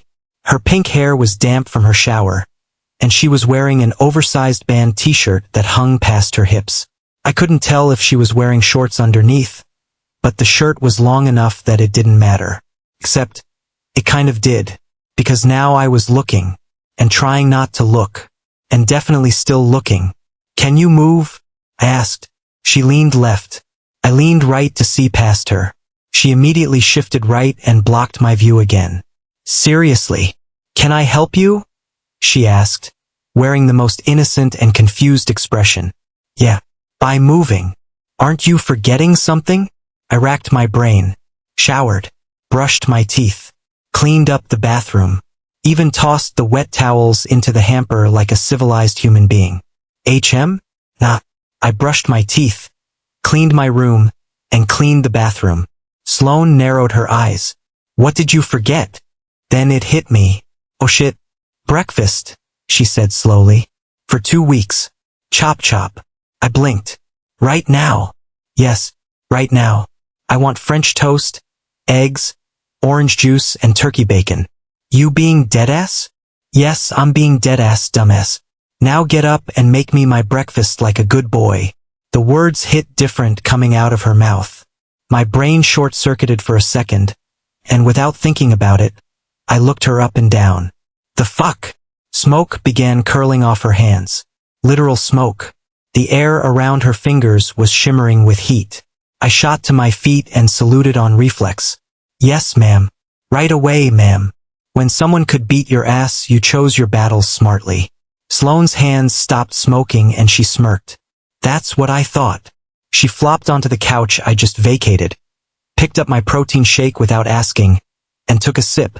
Her face immediately twisted. This tastes like chalk. Then don't drink it. Too late. She took another sip just to spite me. Already contaminated it with my germs. I shook my head and headed back to the kitchen. Behind me, the movie continued playing. The sound of screeching tires and pulsing synth music filled the living room. French toast, eggs, orange juice, turkey bacon. Got it. I pulled all the ingredients from the fridge: bread, eggs, milk, and cinnamon. The bacon was tucked in the meat drawer, and the orange juice sat in the door. Cooking was one of the few skills that carried over perfectly from my old life. Muscle memory didn't care whose body I was in. I cracked eggs into a bowl, added milk and cinnamon, then whisked everything together. As the griddle heated up on the stove, I buttered the surface and dipped the first slice of bread into the mixture. Domestic capability demonstration increases the subject's comfort. Temptation gauge plus 1%. Current level, 30%. I flipped the French toast. With the bread golden brown on both sides, it was done. Perfect. The bacon went into a separate pan, immediately sizzling and popping. The incredible smell filled the apartment in no time. Smells good, Sloane called from the couch. Don't get used to it. 2 weeks, remember? She shot back. I'm getting very used to it. I plated the first batch of French toast and moved on to the eggs. Scrambled, since she hadn't specified. Easier that way. Once the bacon was done, I let it drain on paper towels while I started the second round of French toast. 10 minutes later, I walked into the living room carrying a full breakfast. 3 slices of French toast stacked neatly, scrambled eggs on the side, crispy bacon arranged neatly beside them, and a glass of orange juice. Sloane looked up, her eyes widening. Holy shit. What? This looks professional. I shrugged. It's breakfast. She took the plate, balancing it on her lap, and cut into the French toast with the side of her fork. The first bite went in and her eyes closed. Oh my God. It's just French toast. No. She took another bite before she'd even finished chewing the first. This is actual restaurant quality French toast. Where did you learn to cook like this? Good question. One I didn't have a clean answer to. Just picked it up over the years. She didn't look convinced but didn't push. She was simply too busy eating. I settled onto the opposite end of the couch and grabbed up the remote. The movie was still playing, though I'd completely lost track of the plot. Sloane demolished the breakfast faster than I had expected. She ate like someone who'd just finished an exhausting workout and needed food. No tiny bites, no pretenses. She drained the orange juice in 3 long gulps and set the empty plate on the coffee table. That was amazing. Glad you liked it. Liked it. She pointed at me with her fork. I'm upgrading the deal. You're making all my meals for the next 2 weeks. That wasn't the agreement. It is now. A new agreement. Better agreement. I gave her a flat look. And what exactly do I get out of this? She thought for a second. Extended training sessions? I already asked for a second session today. Fine. She sighed dramatically. 3 sessions a day instead of 2. That was actually useful. More training meant more chances to complete the quest. More opportunities to build stats and faster and better progress on the side quest. Deal. I nodded in agreement. We shook on it. Her hand was still warm from holding the plate. Physical contact registered. Temptation gauge stable. She leaned back into the couch and pulled her legs underneath herself. The oversized shirt rode up just enough to reveal she was definitely wearing shorts beneath it. Black and short enough to qualify as underwear. Don't stare. Don't be that guy. I forced my eyes back to the TV. The driver was in another chase scene, and this time the cops were actually gaining on him. This movie's pretty good, Sloane said. Yeah. She shifted a little closer to get a better view of the screen. We watched in comfortable silence for a while. The driver somehow pulled off an impossible drift through an alley that no sane person could have navigated while the cop cars tried to follow and crashed into everything just to follow. Sloane laughed. No way that's possible. It's a movie. Physics are optional. Even so, the car would have flipped. You're thinking too hard about it. She elbowed me in the ribs. Not hard enough to hurt. Just enough to be annoying. I elbowed her back. Gentle. Playful. She went still. Then she looked at me with an unreadable expression. What? Nothing.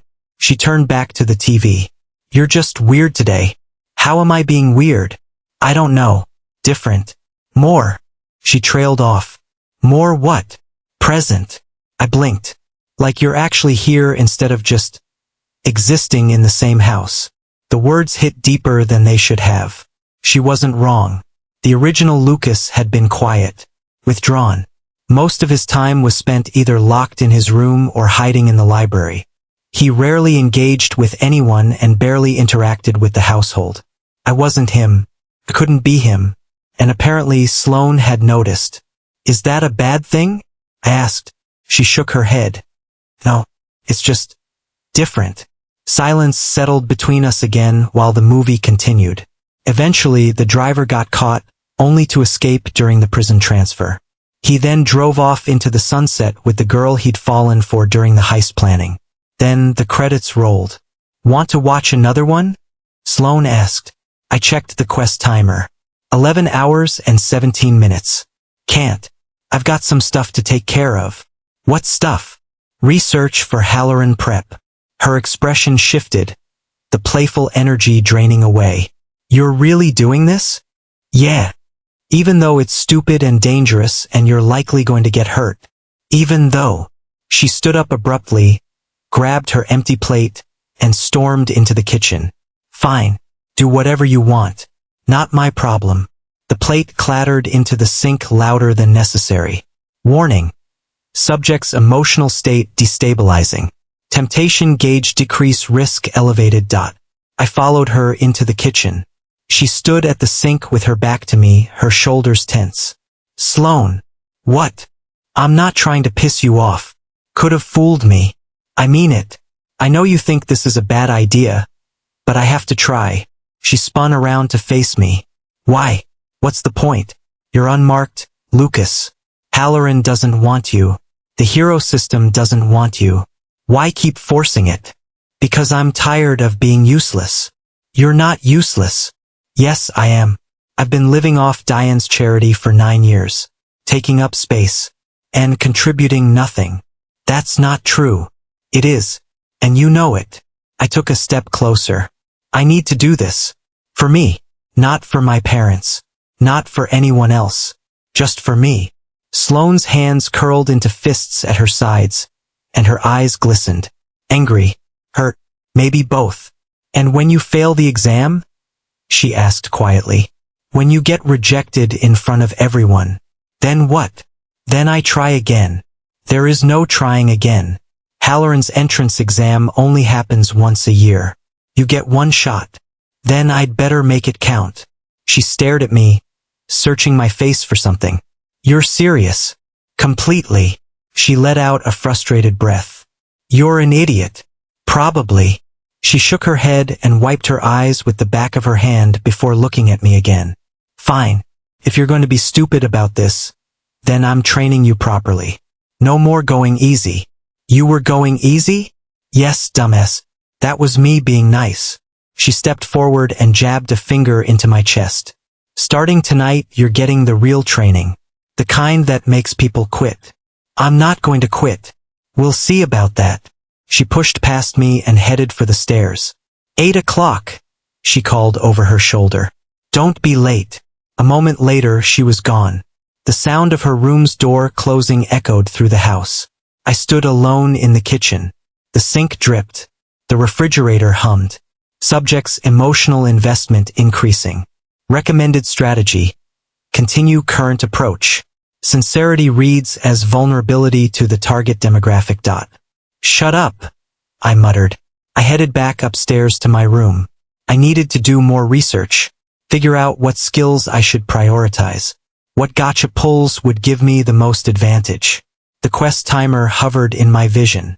10 hours and 52 minutes. Tonight's training session was my last real shot at completing this quest without coming across like a creep.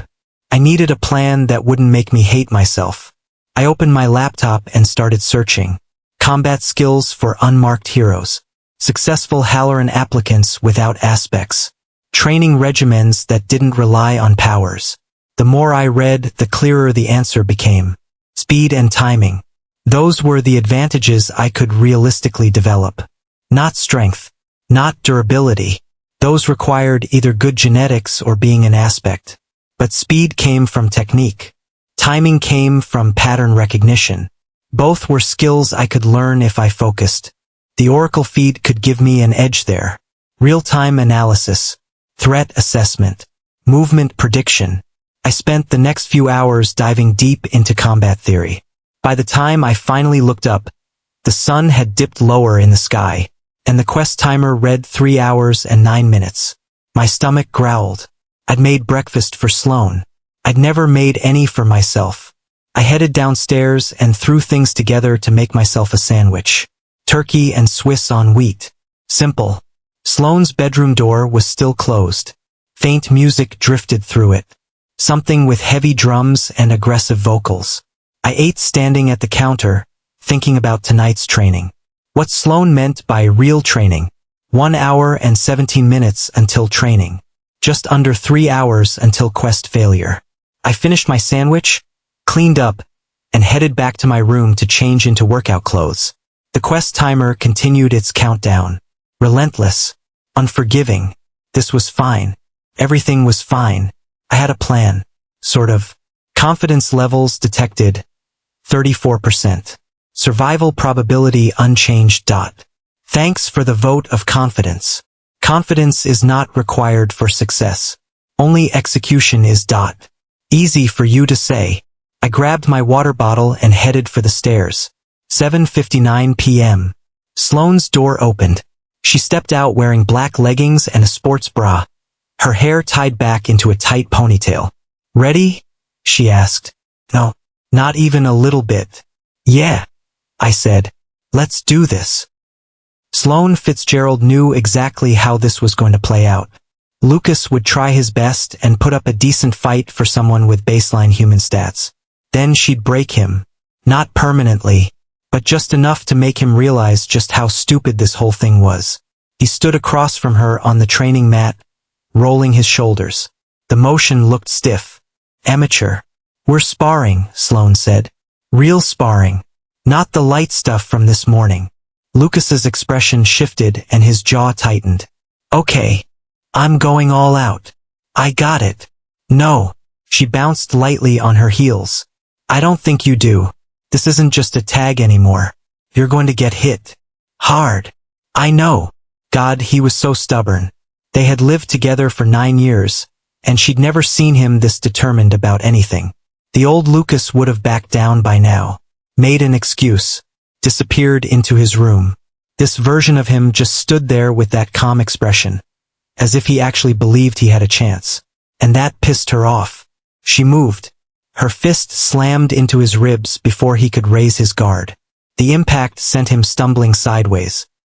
He recovered faster than she expected, pivoting on his heel to face her again. Sloane didn't give him time to reset. Closing the distance, she swept his legs out from under him. He crashed down hard, his back hitting the mat with a thud that echoed through the gym. Get up. Lucas pushed himself to his feet. His breathing stayed steady. No complaints. Fine. She'd hit him harder. The next punch drove into his shoulder. He tried to dodge, but he wasn't fast enough. The force spun him halfway around before she followed with a strike to his lower back that dropped him to one knee. "Stay down," Sloane said. He stood up anyway.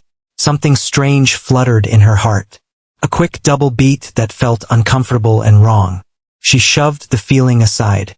This wasn't about feelings.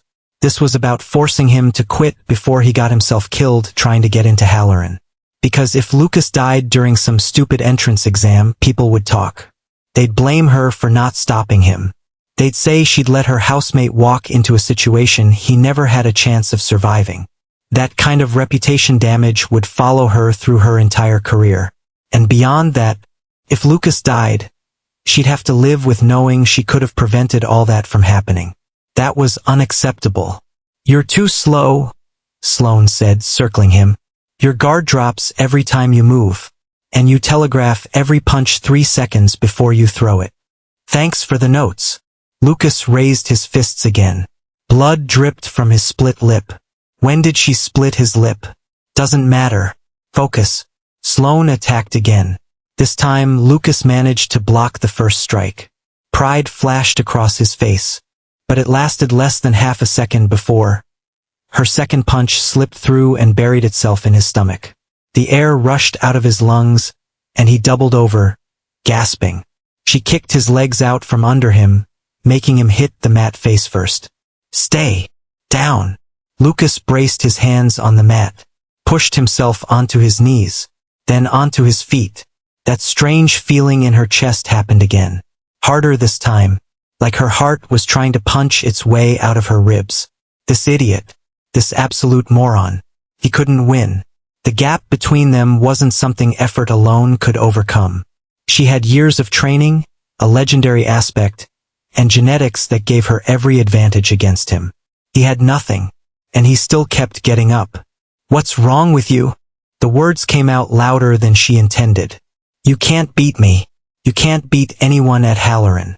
You're going to die." "Probably." Lucas wiped the blood from his mouth. Still trying.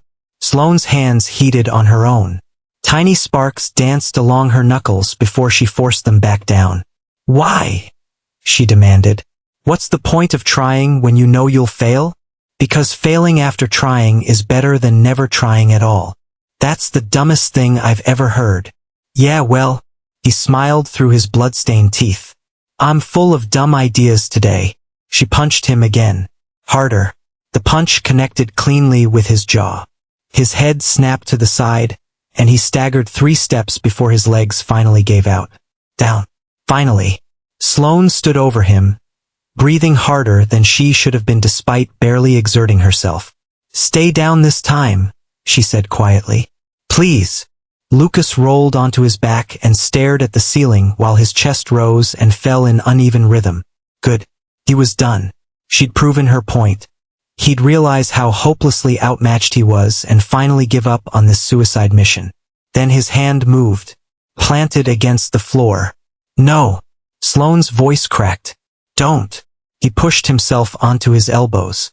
"Lucas, I swear to God." He made it to his hands and knees, his head hanging between his shoulders as sweat dripped onto the mat. "Stop it." Her hands sparked again. "Just stop." He looked up at her. Blood, sweat, determination. That same stupid, stubborn, infuriating determination. Something in her chest tightened. She couldn't seem to take a full breath. Her face felt hot. This wasn't how this was supposed to happen. She was supposed to beat sense into him, make him quit, protect him from himself, even if he ends up hating her for it. Instead, she was watching him refuse to stay down, and somehow her heart was doing backflips in her chest like she'd just run a marathon. Unacceptable. Sloane moved before she'd even finished the thought. She tackled him back onto the mat, using her weight and momentum to pin him beneath her. Her palms pinned his shoulders while her knees bracketed either side of his hips. "If you can't even overpower one girl, how are you going to beat a group of villains?" She leaned closer. "How are you going to survive a day at Halloran? How are you going to?" Lucas shifted beneath her, trying to throw off her balance, trying to escape. Amateur mistake. She had him completely pinned. There was no way. Smack. The sound echoed through the gym. Heat exploded across her backside. Sharp. Sudden. Completely unexpected. Ang! The sound escaped her mouth before she could stop it. High-pitched, breathless, and utterly humiliating. They both froze. Sloane's brain simply stopped working.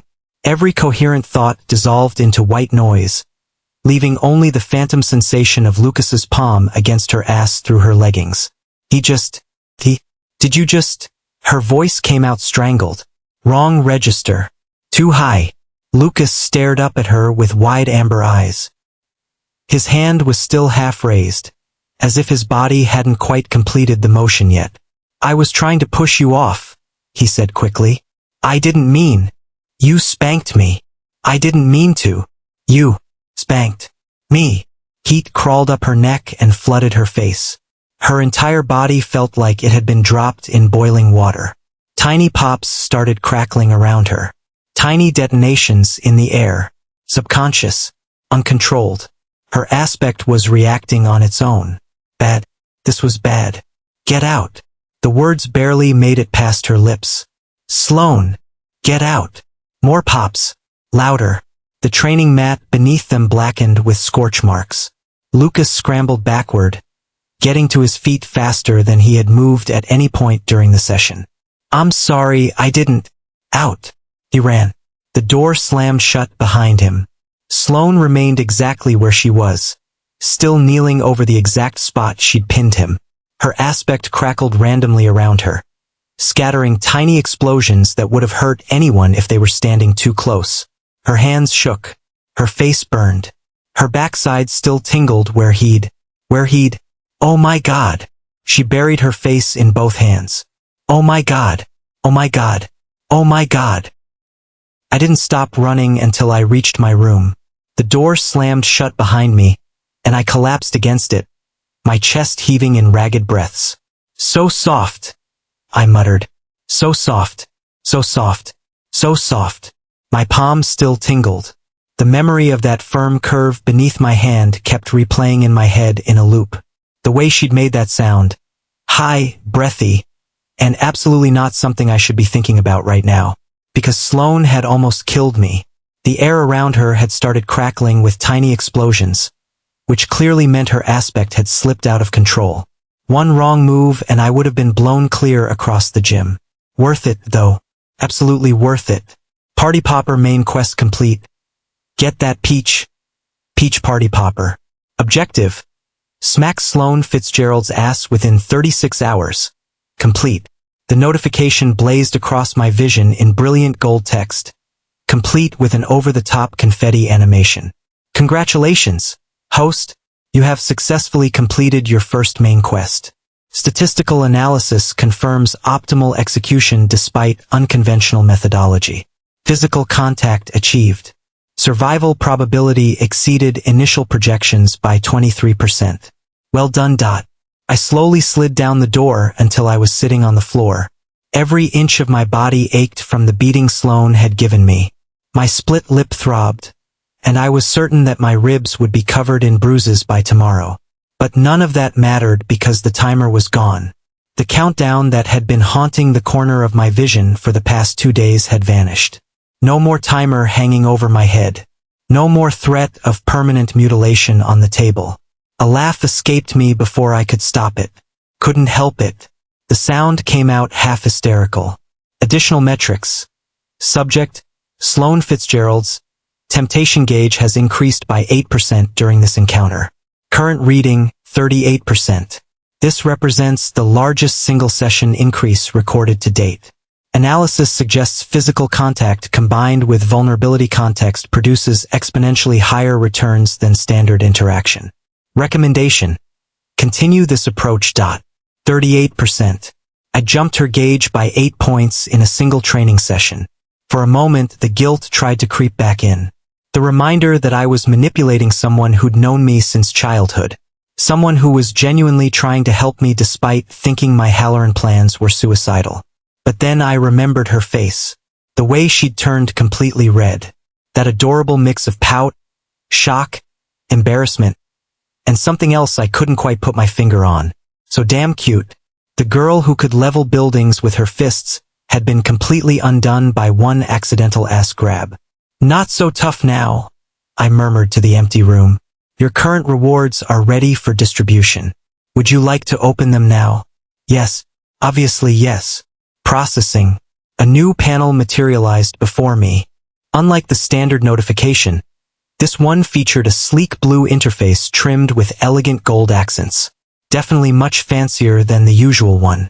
Party Popper main quest rewards. Get that peach.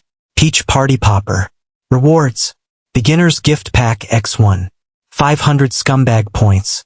Opening gift pack. The animation played out like a gacha game. Golden light erupted from a treasure chest icon. 2 silver tickets spun through the air before dropping neatly into my inventory. Gift pack contents. Silver gacha pull ticket. X2. 200 scumbag points. Bonus. Total scumbag points. 700 SP. 700 points. 2 silver pulls. And I still had absolutely no idea what any of it actually meant beyond the obvious gacha implications. Okay, system. I'll bite. What the hell are scumbag points? And what am I supposed to do with them? Scumbag points, abbreviated as SP, serve as the primary currency for your progression. Consider them the wages you earn for complying with assigned directives. The system does not provide gifts. It provides compensation for services rendered. Services rendered, I repeated dryly. Right? Because manipulating women into liking me apparently counts as a service. Your moral discomfort has been noted and is irrelevant to the system's functionality. SP can be utilized in 2 primary ways. 1. Gacha pulls. The gacha is your exclusive source for acquiring new abilities and skills. Each pull tier requires a specific SP investment. Bronze pull, 200 SP. Silver pull, 350 SP. Gold pull, 500 SP.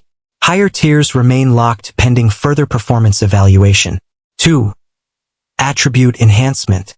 You may allocate SP to permanently raise any of your base attributes without requiring a direct level progression.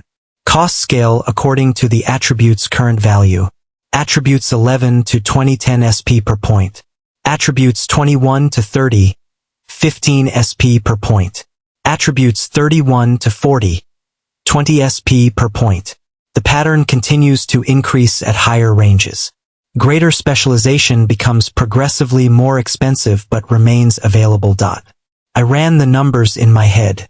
700 points meant I could either spam bronze pulls, buy 2 silver pulls, or dump everything into raising my trash tier stats. What about the silver tickets? Gacha pull tickets bypass SP costs entirely. They are premium rewards granted for main quest completion and other significant milestones. The 2 silver tickets currently in your inventory may be used immediately, granting 2 guaranteed silver tier pulls at no SP expense. This is the most efficient use of your current resources. So use the tickets. I will save the SP for my stats. Correct. Your baseline attributes remain critically low. Even a single point increase to strength or agility could mean the difference between survival and failure in future encounters. However, new abilities from the gacha provide capabilities that raw stats cannot replicate. The choice is yours. I pulled up my status screen. The numbers hadn't changed since this morning. Attributes. STR. 10 AGI. 10 Dex. 10. Int. 10 End. 12. The 2 points I'd gained from training with Sloan had gone into endurance. Everything else was still sitting at rock bottom. 10 was a human baseline. The kind of stats that got you killed in a world where people could level buildings with their fists or move faster than eyes could track. I needed more. More strength. More speed. More everything. All of it. Still, the system was right about one thing. Stats alone would only take me so far. Radiant probably had attributes in the hundreds across the board. There was no way I could compete with that through numbers alone. I needed abilities. Skills. The kind of powers that made people wonder whether I was actually unmarked, or if every scan had somehow missed something. Use both the silver tickets. Acknowledged. Initiating silver gacha sequence. Probability rates are as follows. Common, 60%. Rare, 30%. Epic, 9%. Legendary, 1%. Good luck, host. The interface shifted. A massive silver will materialized in my vision, spinning so fast that the individual sections blurred together into streaks of light. Each segment carried a name, but with that speed, I couldn't read any of it. Gradually, the wheel slowed. Tick, tick, tick. It came to a stop on a section that glowed blue. Party Popper Silver Pull Result Party Popper. Ability acquired. Spectral Reach. Rarity. RARE. Classification. Active Skill. Description. Generate and manipulate up to 3 semi-transparent constructs from your hands. Constructs can extend up to 15 feet and interact with physical objects as though solid. Damage dealt to constructs reflects minor feedback to the user. Duration is limited by stamina. Current maximum simultaneous constructs. 3. Effective range increases with the user's mastery. Information flooded my brain. Not memories this time. Muscle knowledge. My body suddenly understood how the ability worked. I could almost feel the phantom sensation of extensions growing from my palms. I knew how to shape them, how to control them, how to make them grab, push, or strike. I raised my hand, focusing on the strange new awareness lingering in the back of my mind. 3 translucent arms emerged from my forearm.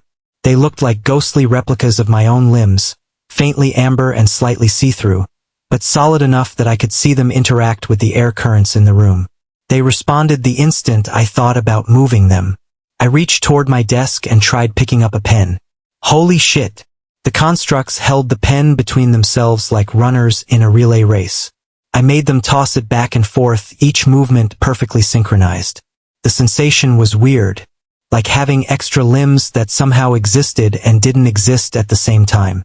Spectral Reach synergizes well with your current physical limitations. Its extended range compensates for your low strength and agility. The constructs are suitable for combat, utility, and environmental interaction. Additional functionalities will unlock as mastery increases. I dismissed the constructs. They dissolved into wisps like smoke before fading completely. 15 feet of reach. 3 extra arms at once. That changed everything about how I could fight. I didn't need to get close to anyone anymore. I didn't need to worry about getting tagged by someone faster than me. Second pull. Now. Acknowledged. The silver wheel appeared once more. It spun. Slowed. Then stopped. This time it landed on purple. Party Popper Silver Pull Result Party Popper. Ability acquired. Boundless Stamina. Rarity. EPIC. Classification. Passive Trait. Description. Your stamina regenerates at 300% normal human capacity. Physical exhaustion accumulates at 40% of the normal rate. Necessary sleep is reduced to 4 hours for complete recovery. Training efficiency increased by 50%. Additional effects include accelerated healing of minor injuries and enhanced recovery between periods of physical exertion. This time, the change felt different. It wasn't knowledge that was flowing into my mind. The information was settling into my body itself. Biology. Every muscle, every bone, every cell in my body seemed to be recalibrating, subtly rebuilding and upgrading itself from the inside out. The soreness from the training with Sloan began to fade. Not gone entirely, but enough to feel noticeably better. The split on my lip tingled as the damaged skin began knitting itself back together way faster than it should have. I stood. My legs didn't shake. The crushing exhaustion weighing me down had simply vanished. This is broken. Epic rarity abilities often are. Boundless Stamina eliminates your greatest weakness as an unmarked individual. Extended combat is now viable. You can train more frequently and at greater intensity while reducing the risk of injury and overexertion. Your overall rate of progression has effectively tripled. I pulled up my status screen again. A new section had appeared beneath my attributes. Active skills 1/2. Spectral Reach, Rare. Passive traits 1/3. Boundless Stamina, Epic. Current LOADOUT. Functional for low-tier combat encounters. provides significant advantages against baseline humans. Notable disadvantages against trained aspect users. 2 abilities. 1 rare. 1 epic. Both of them would have taken years to develop naturally, assuming they could even be developed at all. And I'd acquired them in under 5 minutes. Because I'd completed a quest that required me to smack a girl's ass. The guilt tried to creep back in, but I shoved it right back down. System. Real question. Am I a terrible person? Define terrible. I just manipulated someone who trusts me. Someone who's done nothing but help me throughout the time we have known each other. And I'm planning to keep doing it because that's how your progression system works. Counter question. Would you prefer the 50% reduction in anatomy? Obviously not. Then your question answers itself. Survival requires adaptation. Morality is a luxury reserved for those with choices. You currently have very few. Act accordingly. Cold logic from a cold system. But it wasn't wrong. I hadn't asked for any of this. I hadn't asked to wake up in a dead kid's body with a system threatening permanent mutilation if I refused to play along. Given the choice between keeping my anatomy intact and feeling guilty about crossing a few boundaries, I choose to keep everything attached. Every single time. Sloane would get over it. People got embarrassed all the time. She'd probably punch me tomorrow morning, call me an idiot, and we'd move on. The image of her face flashed through my mind again. Red from the base of her neck all the way to her hairline. Those blue eyes wide with shock. That tiny, startled noise she'd made. Yeah. That noise was definitely getting filed away for later. I flopped onto my bed and stared at the ceiling. 700 SP sat in my account. 2 brand new abilities sat in my loadout. And Sloane's temptation gauge had climbed to 38%. System. What happens when her gauge hits 40? Stage threshold advancement. Current stage curious. Next stage at 40%. Attached. Emotional baseline shifts from passive interest to active investment. Her thoughts will begin defaulting to you in unrelated contexts. She will subconsciously create reasons to be close to you. Physical contact will become more frequent and require progressively less justification. 2%. Just 2% away from making Sloane actively seek me out. And at 60? Stage. Devoted. Subject will prioritize your well-being over her own during critical situations. Jealousy responses activate when other women enter your proximity. Physical boundaries dissolve almost entirely. Romantic and sexual attraction reach actionable thresholds. Actionable thresholds? You mean Sheil? Correct. At 60% or higher, reciprocation of physical advances becomes statistically probable. Rejection likelihood drops below 15%, depending on context and approach. I slowly sat up. My heart hammered against my ribs. Sloane Fitzgerald. The girl who'd been a part of my life for 9 years. The walking explosive who was capable of leveling city blocks if she lost control. The person who'd agreed to train me even though she truly believed I was going to die.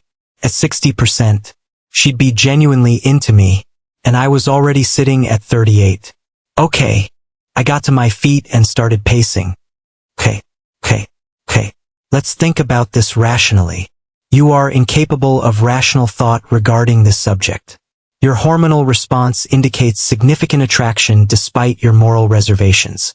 Emotional honesty will produce more accurate conclusions than false objectivity. Shut up. Noted. Fine. Emotional honesty. Sloane was gorgeous.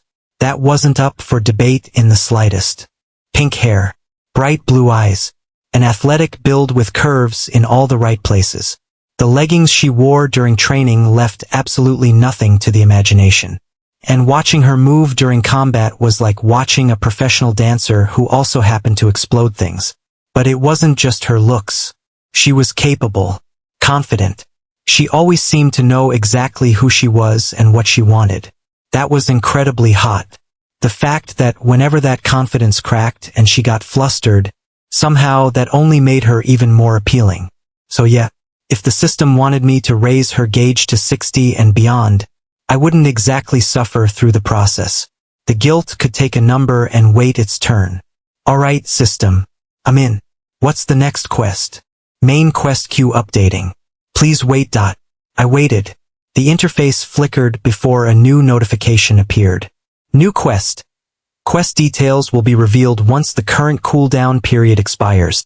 In the interim, focus is recommended on stat allocation, ability mastery, and continued progression with subject, Sloan Fitzgerald.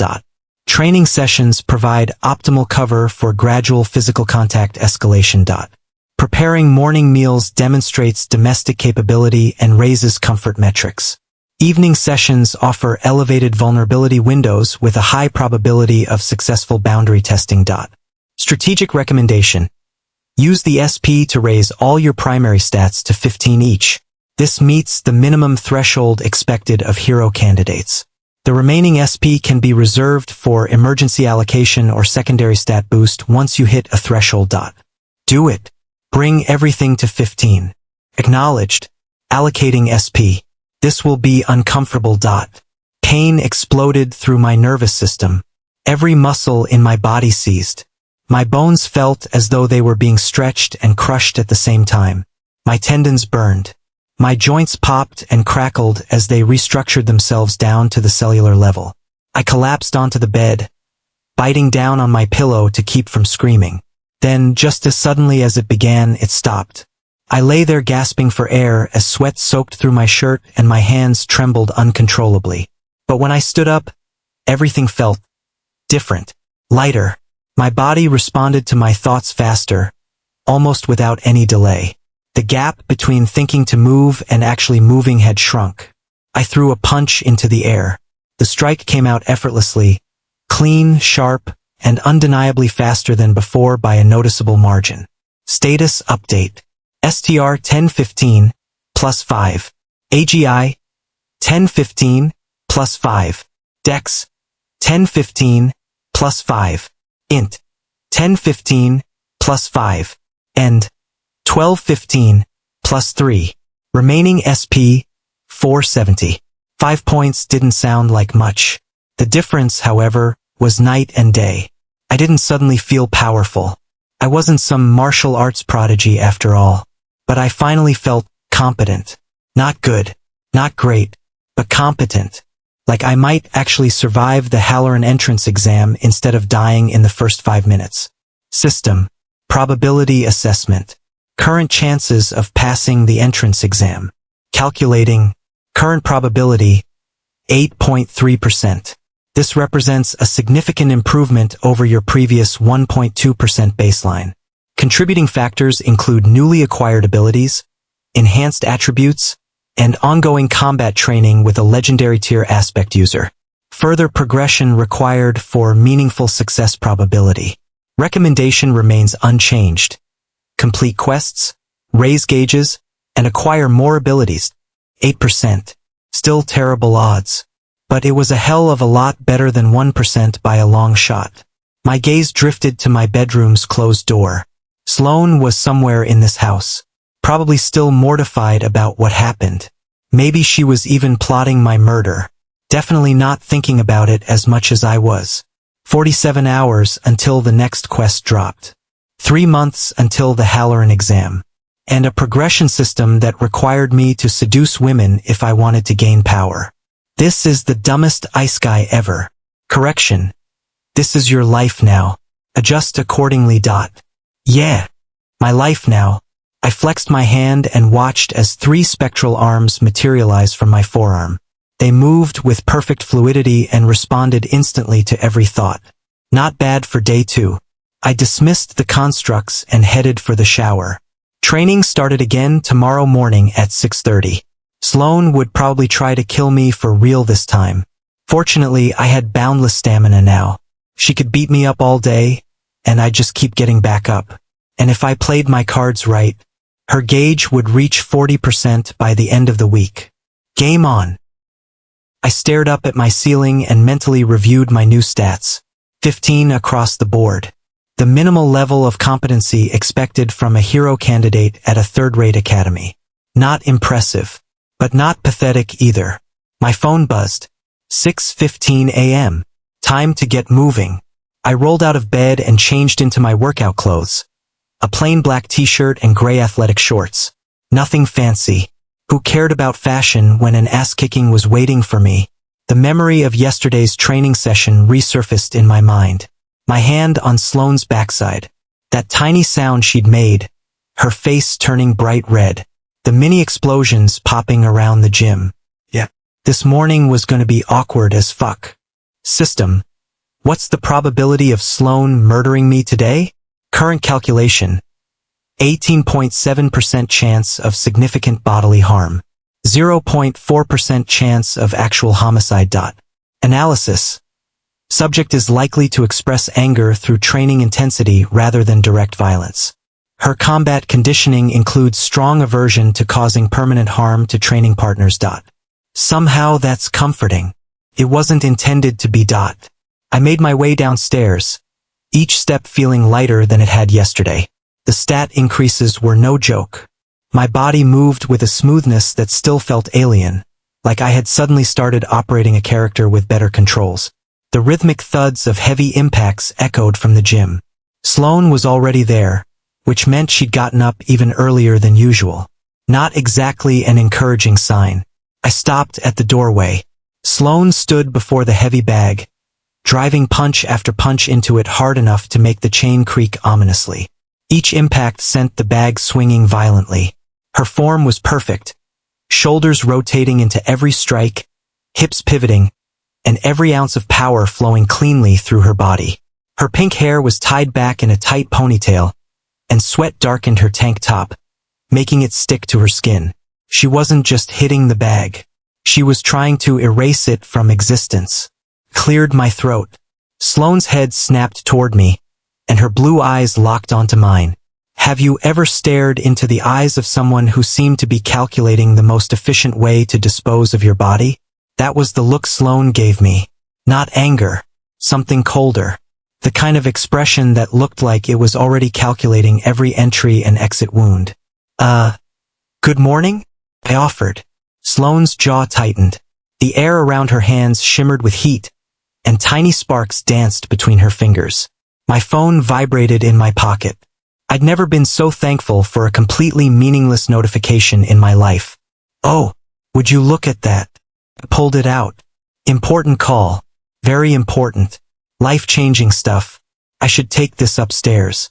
We'll, rain check the training? Sloane didn't answer. She simply turned back to the heavy bag and threw a punch hard enough to send the whole thing swinging sideways. I retreated upstairs with the tactical grace of someone fleeing a crime scene. Once I was safely back in my room, I checked my phone. No actual call, of course.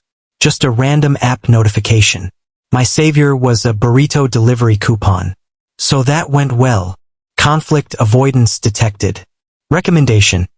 Use this time to increase the subject's comfort through continued domestic capability demonstrations and low-pressure interactions. I flopped onto my bed. Translation. Make her breakfast and try not to get exploded into smithereens. Correct. What if I just left for a while? Let things cool down. Tactically sound. Current household tension metrics indicate distance would benefit emotional regulation.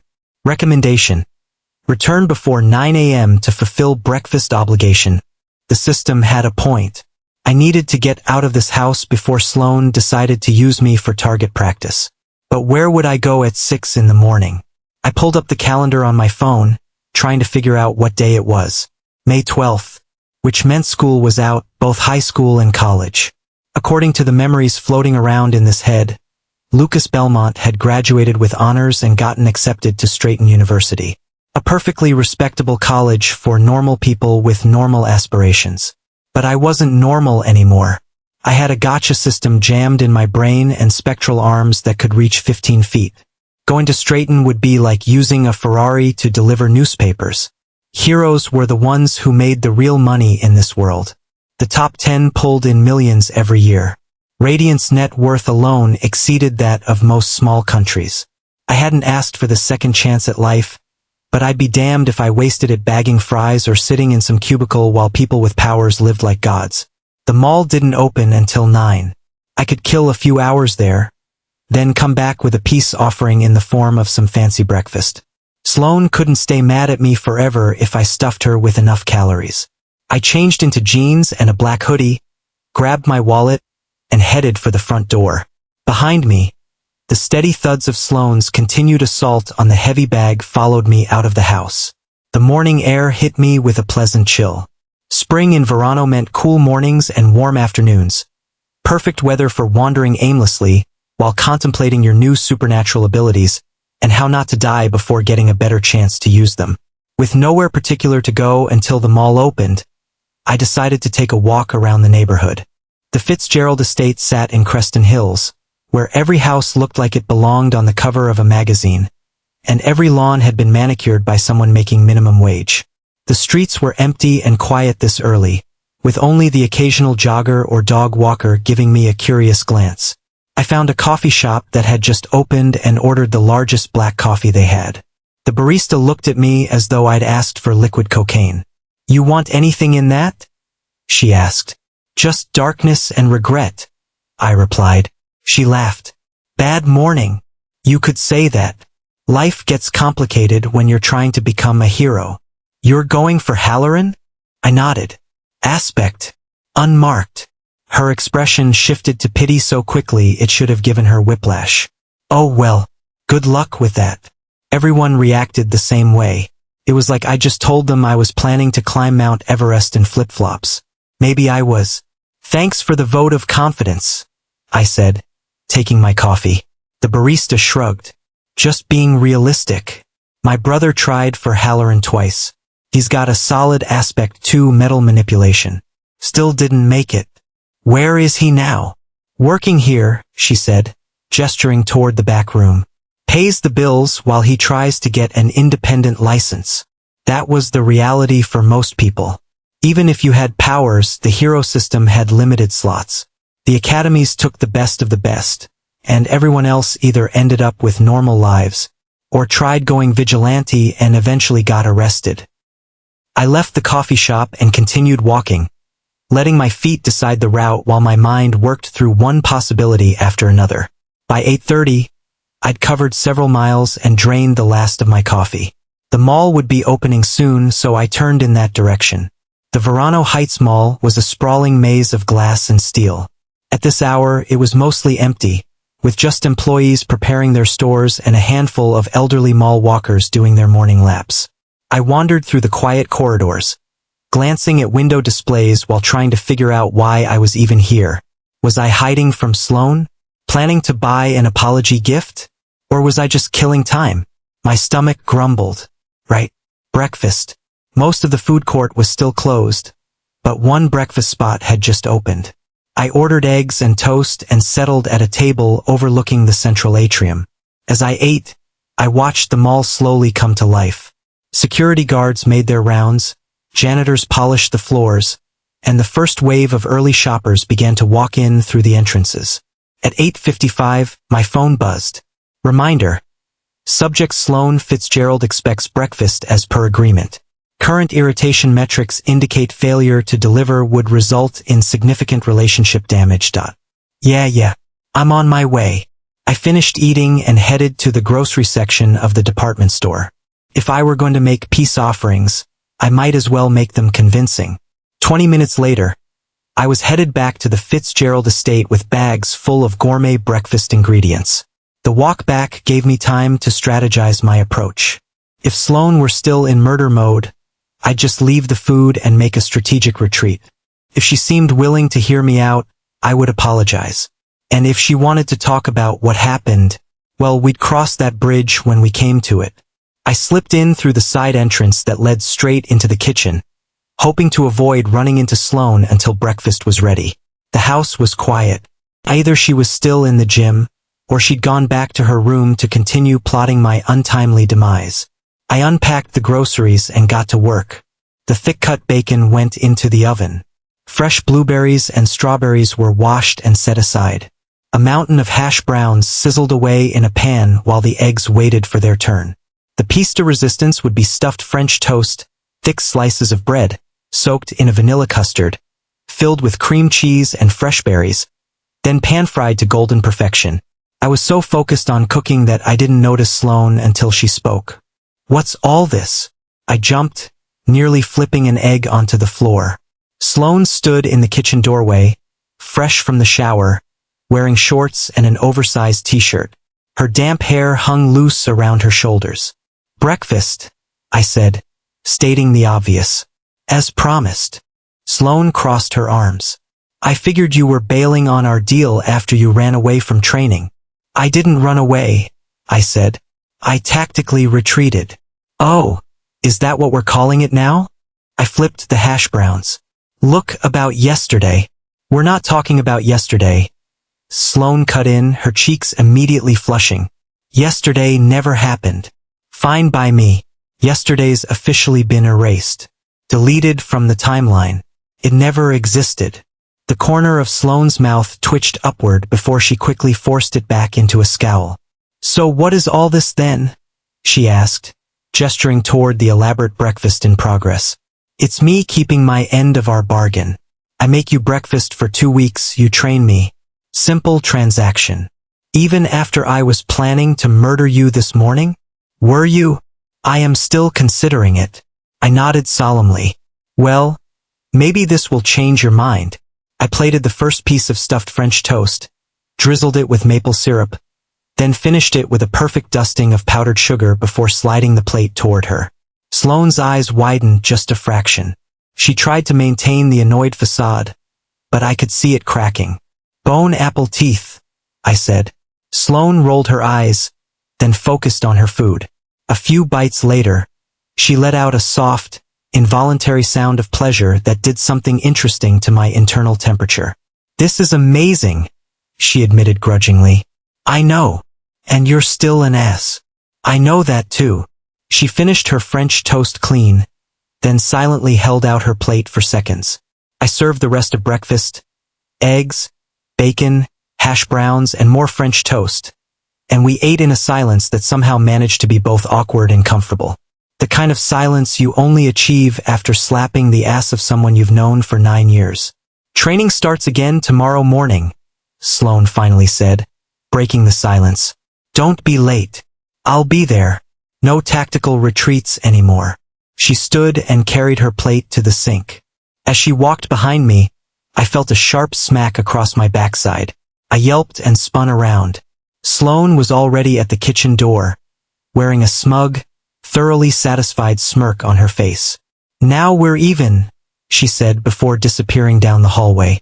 I stood there, stunned, and, against my better judgment, slightly impressed. The girl had game when she wanted to. Well, damn. I spent the next week getting my ass kicked so thoroughly I probably should have been hospitalized a few times already. Day 2 after the butt incident began like this. Sloane knocked me down 17 times in 30 minutes. I kept getting up every single time, and she knocked me back down every single time. By attempt 18, she was the one actually getting pissed. "Why do you keep standing up?" she demanded, shoving me hard enough to send me stumbling back 3 steps. "Because you keep knocking me down." I wiped the blood from my split lip. Seems pretty straightforward. The morning sessions were merciless. Sloane wasn't holding back anymore. Every punch came with a little extra behind it. Every takedown hit the ground harder than it needed to. But after a while, I noticed something. Beneath her anger were genuine instructions and methods. She wasn't just beating me up. She was teaching me how to take a hit, how to fall properly, and how to protect the part of my body that mattered the most. I was learning. Slowly. Painfully. But I was learning. The evening sessions had a completely different feel. They had less rage and were replaced by more technical drills. She'd walk me through forms, correct my stance, and show me how to throw proper strikes. Sometimes her hands would linger on my arms or shoulders while adjusting my posture, and the oracle feed would dutifully inform me that her heart rate had increased. Between training sessions, when Sloane was out with friends or working at her own routing, I'd sneak back to the gym to practice spectral reach. The first time I tried extending all 3 arms at once, I nearly blacked out. It was like trying to control 6 limbs simultaneously. My brain couldn't keep up with the flood of sensory input. "Start with 1, I muttered to myself, dismissing 2 of the constructs. I focused on extending a single spectral arm, watching the pale amber appendage extend from my palm. It resembled a ghostly limb, translucent yet solid, moving with my thoughts instead of muscle. I practiced picking things up. A water bottle, a towel, the heavy punching bag. Each object demanded different pressure, different control. Too much force and I'd crush the bottle or tear the towel apart. Too little and everything would slip from my grasp. By the fourth day, I could reliably manipulate one spectral arm while moving around the gym. I even built a crude obstacle course of sorts, chairs, exercise balls, and resistance bands, and practiced navigating through them while grabbing targets with the construct. Whenever my normal arms burned with fatigue, boundless stamina would kick in. The recovery wasn't instant, but the difference was night and day. Within minutes, the fatigue would melt away, leaving me ready to start all over again. My status screen showed the results. STR, 17. AGI, 18. Dex, 19. Int, 17. End, 21. Not bad for a week of getting demolished twice daily. What surprised me even more was Sloane. After that first awkward day, she never mentioned the butt incident again. Still, something between us had changed. There were little moments, eye contact that lasted a beat too long. Her hand lingering on my shoulder after correcting my form. The way she'd somehow find reasons to be in whatever room I happened to be in. I wasn't exactly innocent either. I'd started cooking her favorite meals without being asked. Found myself looking for her whenever I walked into a room. And even caught myself wondering about her when she wasn't around. It was during our 10th training session, exactly 1 week since I'd woken up in this body, when something shifted again. "You're telegraphing your strikes," Sloane said, effortlessly slipping past my punch. "I can see them coming from last Tuesday. Maybe I'm just being considerate," I shot back, "giving you plenty of time to prepare." She snorted. "How thoughtful. Try again." But this time with the billboard announcement out of it. I threw another punch, forcing myself to keep my shoulder from twitching until the last possible movement. Sloane slid to the side and countered with a palm strike aimed straight at my sternum. Except, this time I saw it coming. I pivoted just enough to let her palm graze past me, then caught her extended wrist and used her own momentum against her. Pulling her forward, I swept her leg out from under her. For one beautiful, glorious half-second, I genuinely thought I was going to put Sloane Fitzgerald on the mat. Then reality snapped me back into place and asserted itself. She twisted midair, slipped free of my grip, and somehow turned my sweep against me. A second later, my back slammed into the mat hard enough to knock the air out of my lungs. Sloane straddled my chest, pinning my arms beneath her knees. Her face hovered just inches above mine, a curtain of pink hair falling around us. "Nice try," she said with a grin. "You almost had me." I did have you, for like 0.3 seconds. That's 0.3 seconds longer than ever before. That's progress. She didn't move to get up, and I didn't ask her to. We stayed like that for a moment, both breathing hard, our faces close enough that I could feel the warmth of her breath on my skin. "Your recovery time is insane," she said at last. "I've been beating you up for a week straight, and you just keep coming back for more. Maybe that's your aspect." "What? The ability to get my ass kicked and stand back up for more?" "Yeah, super stubbornness. Or maybe masochism, man." "Ha ha." She tilted her head, studying me more carefully. "Seriously, though, you shouldn't be able to train this hard without an aspect. Most unmarked would have ended up hospitalized by day 3. I shrugged as much as I could while being pinned. "I heal fast." "Apparently." She finally rolled off me and held out a hand. I took it, feeling the calluses on her palm against mine as she effortlessly pulled me to my feet. "Same time tomorrow?" I asked. "Actually." Sloane glanced away, suddenly very interested in the wall. "I was thinking maybe we could take tonight off. You've earned a break." "Oh, sure. We could." She cleared her throat. "Watch a movie or something. In the theater room." Subject temptation gauge, 38%. This is an engineered proximity event. Subject is creating pretexts for extended close contact in a darkened environment. "Yeah, I nodded, trying my best to sound casual. A movie sounds like a good break. Cool. I'll shower and meet you there in an hour. I watched her leave the gym, noting the slight bounce in her step that hadn't been there before. I took the longest, hottest shower possible, watching dried sweat and faint traces of blood swirl down the drain. My muscles ached with that satisfying soreness that only came from actual progress. 10 training sessions with Sloane in 7 days. The girl hadn't gone easy on me even once. When I stepped out, a notification hovered in my vision. Party Popper side quest complete. No pain, no gain. Party Popper. Objective: complete 10 training sessions with heroin candidate Sloane Fitzgerald. Complete. Rewards: random skill pull ticket, guaranteed rarity, EB, X1, plus 10 stat points. Claim rewards now. Party Popper side quest complete. No pain, no gain. Party Popper. Objective: complete 10 training sessions with heroin candidate Sloane Fitzgerald. Complete. Rewards: random skill pull ticket, guaranteed rarity, EB, X1, plus 10 stat points. Claim rewards now. I grinned and immediately tapped yes on the floating interface only I could see. Rewards claimed. Processing. The stat points flowed into my body without pain this time. Instead, a warm sensation spread through my limbs, like I was sinking into a hot bath. Nothing like the bone-breaking agony of my first stat allocation. Plus 10 stat points distributed according to optimal growth curve. STR 1719 plus 2. AGI 1820 plus 2. Dex 1922 plus 2. Int 1718 plus 2. End 2123 plus 2. Nice. The system clearly prioritized DEX and END over raw power. That makes sense for someone with my build. I wasn't gonna outmuscle anyone with an aspect, but I could outlast them and strike with precision. Now for the main event. Processing pull ticket. The interface erupted into swirling light, pixels dancing across my vision like a private fireworks show. This was it, my reward for surviving 10 grueling sessions as Sloane's personal punching bag.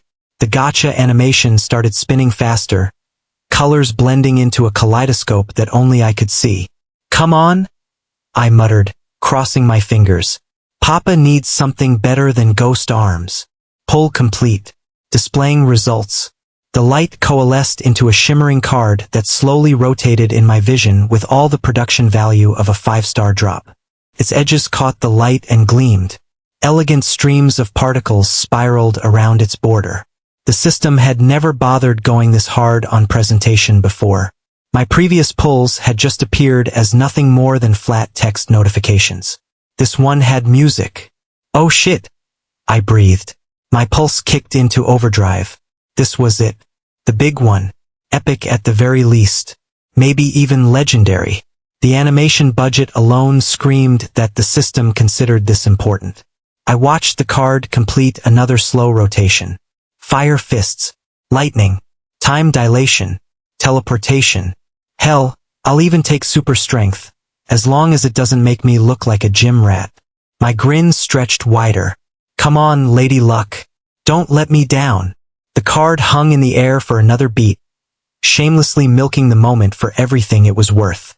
Then it flipped with the dramatic flair of a game show grand prize reveal.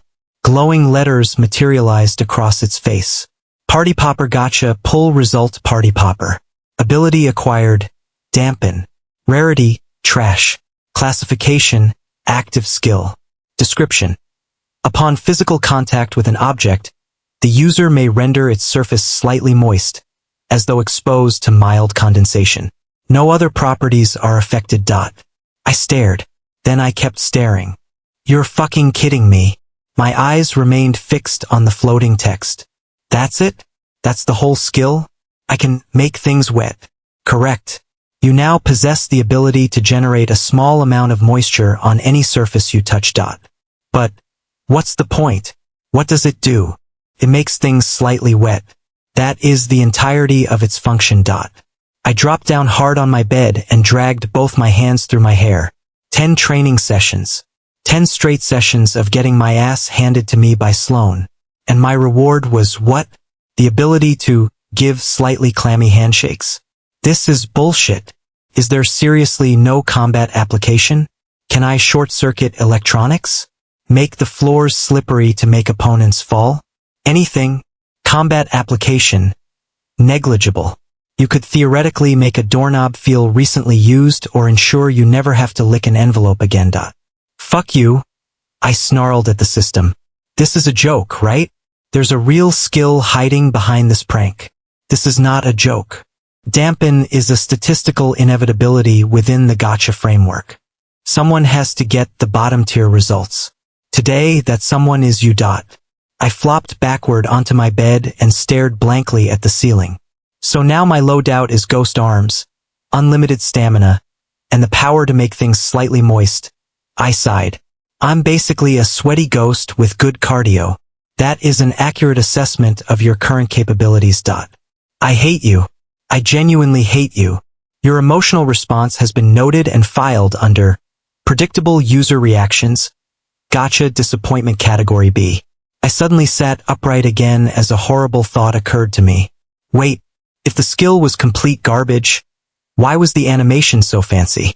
Psychological reinforcement. Studies indicate that extravagant animations increase the user's engagement regardless of outcome quality. The fancier the animation, the more likely users are to pull again despite poor results. That's manipulative as hell. That's gacha. I couldn't even argue with that logic. The system was called Scumbag for a reason. But seriously, Dampen? What was I supposed to do with that? Make Halloran Academy's combat instructors uncomfortable every time I shook their hands? Can I at least refund this garbage? Or trade it for something useful? No refunds. No exchanges. All gacha results are final. However, I perked up immediately. However what? You currently possess 470 SP. A silver pull costs 350 SP. Statistically, only 14.7% of the silver pulls result in trash rarity abilities. Your probability of acquiring something useful on a second attempt is 85.3%. There it was. The system was dangling the carrot before him. Pull again, it was saying. Try your luck. The house always wins. But maybe not this time. You're manipulating me. I'm presenting you factual information. You are free to use or ignore it. I paced around my room, thinking. Another pull would leave me with 120 SP. Still enough for a minor stat bump if I needed it later. And the system was right about one thing. It would be statistically unlikely for me to get screwed twice in a row. Fine, I said at last. One more pull. Processing transaction. 350 SP deducted. Current balance. 120 SP. Initiating silver pull. The animation started again, but this time I refused to get my hopes high. Fool me once, shame on you. Fool me twice. The pixels swirled, forming another card. Unlike the last one, this card glowed with a faint blue aura. That had to be a good sigh. Pull complete. Displaying results. Party Popper Silver Pull Result Party Popper. Ability acquired. False data. Rarity. Uncommon. Classification. Configurable passive trait. Description. The user gains active control over their data profile while being detected by scanning, analysis, and diagnostic type aspects. This allows the masking of system abilities and the projection of fabricated statistics, capabilities, and power signatures that register as genuine to standard readings. Another fucking non-combat ability? I slammed my fist into the bed. What am I supposed to do with this? I'm not trying to hack the Pentagon. I need something that actually lets me hit people. I collapsed backward against the mattress with an exhausted groan. 2 pulls. And what did I have to show for it? Ghost arms. Infinite cardio. The power to make things slightly wet. And now, some ability to fake my status data. You appear to be missing the strategic implications of your new acquisition. I'm about to miss your face with my fist. That would be inadvisable as I lack a physical form. Additionally, you would be punching yourself, which would trigger the Oracle feed's self-harm protocol. I sat up and rubbed my temples. Just explain why I should care about this useless. Wait. I shot upright, my heart hammering against my ribs. Holy shit. And there it is. I can fake an aspect. The words came out in a breathless rush. I can create a false data profile that registers as a real aspect to scanners. Correct. I can walk into Halloran. Yes. With a completely fabricated aspect. Indeed. And they'll never know I'm using a system. Now you understand why this ability is useful and not common trash. I jumped off the bed and began pacing the room with newfound energy surging through me. This wasn't just good. This was game-changing. The single biggest obstacle standing between me and the Halloran Academy had always been my unmarked status. The entrance exam was designed for people with aspects. The scoring system favored aspect users. The entire institution was designed around categorizing, developing, and weaponizing superpowers. And I'd just been handed the ultimate countermeasure. Can I control what kind of fake aspect I project? Like, can I make it something specific? You have full control over the fabricated aspect signature. Classification type, manifestation characteristics, power level readings, and energy signature are all configurable. The deception exists only at the data level. You cannot produce visual effects through this ability. I walked over to the mirror and stared at my reflection. The amber eyes staring back at me belonged to a kid who'd spent 9 years being pitted as the unmarked orphan. The Belmont boy who hadn't inherited either of his parents' gifts. A genetic dead end in a world built around power. Not anymore. So if someone with an analysis aspect scans me, they will detect whatever aspect profile you have configured. The deception operates on the data level rather than the physical. Standard diagnostic equipment will register the fabricated signature as genuine. This is... I laughed, running my hands through my hair. This is fucking incredible. I couldn't stop grinning.